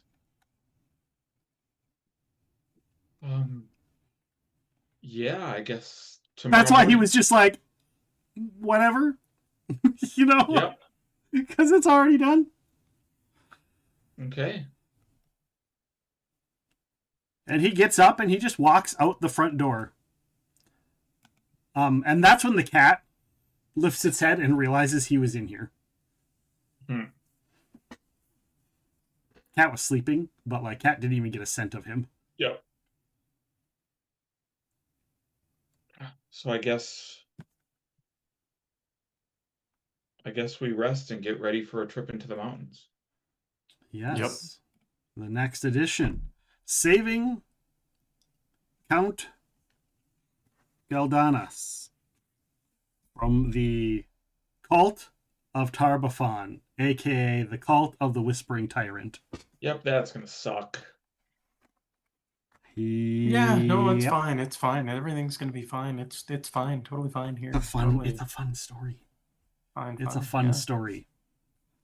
This is one I've been sitting on this adventure as well, and I'm like, because I have a whole bunch of Ustalav adventures, and I'm like, I want to do these Ustalav adventures with you guys and do the things, and the wedding worked out perfectly to be able to do a lot of these adventures because I could just plug and play. Although this one I have to scale down a lot, because it's a level. Let me see what level is. Trying to see what the level is on this one. We'll just look at the first thing. The first thing in this adventure is well, that's only a CR8 and a CR13 for a starting thing. So that's not so bad. I might not have to scale it down. It might be perfect. Might be perfect for you guys. I like perfect. Won't have to scale it up is all. So, excellent. I haven't really looked at the CR because I've just been waiting. I've been waiting for the Countess adventure, for the Count Ristmore adventure to kind of you get all those pieces in so I can move on to this one. You all gain a level. Oh, nice. I know what I'll be doing. Now, you guys did just get a mythic trial, so... Yep. But this is your level, because I did say, like, we were going to wait till I give you your level. You now have your level. Awesome. Sweet. So, 'tis time to level up. People can redeem that in the thing anytime they want. Thank you guys for hanging out and watching. We're going to find somebody right on over to. That is the end of the adventure. The end of the Vampire Cure storyline. Thank you for running. Yes. Thank you. I am glad it all worked out. I was afraid that you guys would it would go by too quick, but there was plenty of stuff to do. Oh yeah. And so we were able to to get there and do that. We're going to find a person to raid on over to. I'm going to raid over. I haven't raided her in a very long time. Old school friendy friend. Old school Stream Raiders captain. And a VTube person. We're going to raid on over to our friend Angel. We haven't raided Angel in quite a while. She is playing Gecko Gods. A lot of fun over there. She does a lot of community streaming. She does repo every Sunday night with a lot of the Be Kinder stream team. And maybe I'll get in on one of those Sunday events too. But we're going to go and share some love with our friend Angel. Please stick around for the right. Oh, that's not Angel. The right thing. I need to do the right command. Is it this one? There we go. There we go. There's the command. You can copy and paste those. Use your raid emotes, my raid emotes, use anybody's raid emotes. Just make sure that your voices are heard. Thank you guys so much for being here tonight. We will be back tomorrow with Embervale. So if you have an Embervale character, make sure you get in and you can join on. I will probably try and get on a little bit early, so maybe 10 a.m. or 11 a.m. So just keep your eye out for that go live notification, and we'll be doing Embervale. Friday, we're going to return to Windrose, guys. Friday will be the return to Windrose. So come in and join us for that. Thank you guys so much for being here. Thank you, Matt and Bryan. Take care, everyone. Good night, and we'll see you all down the road.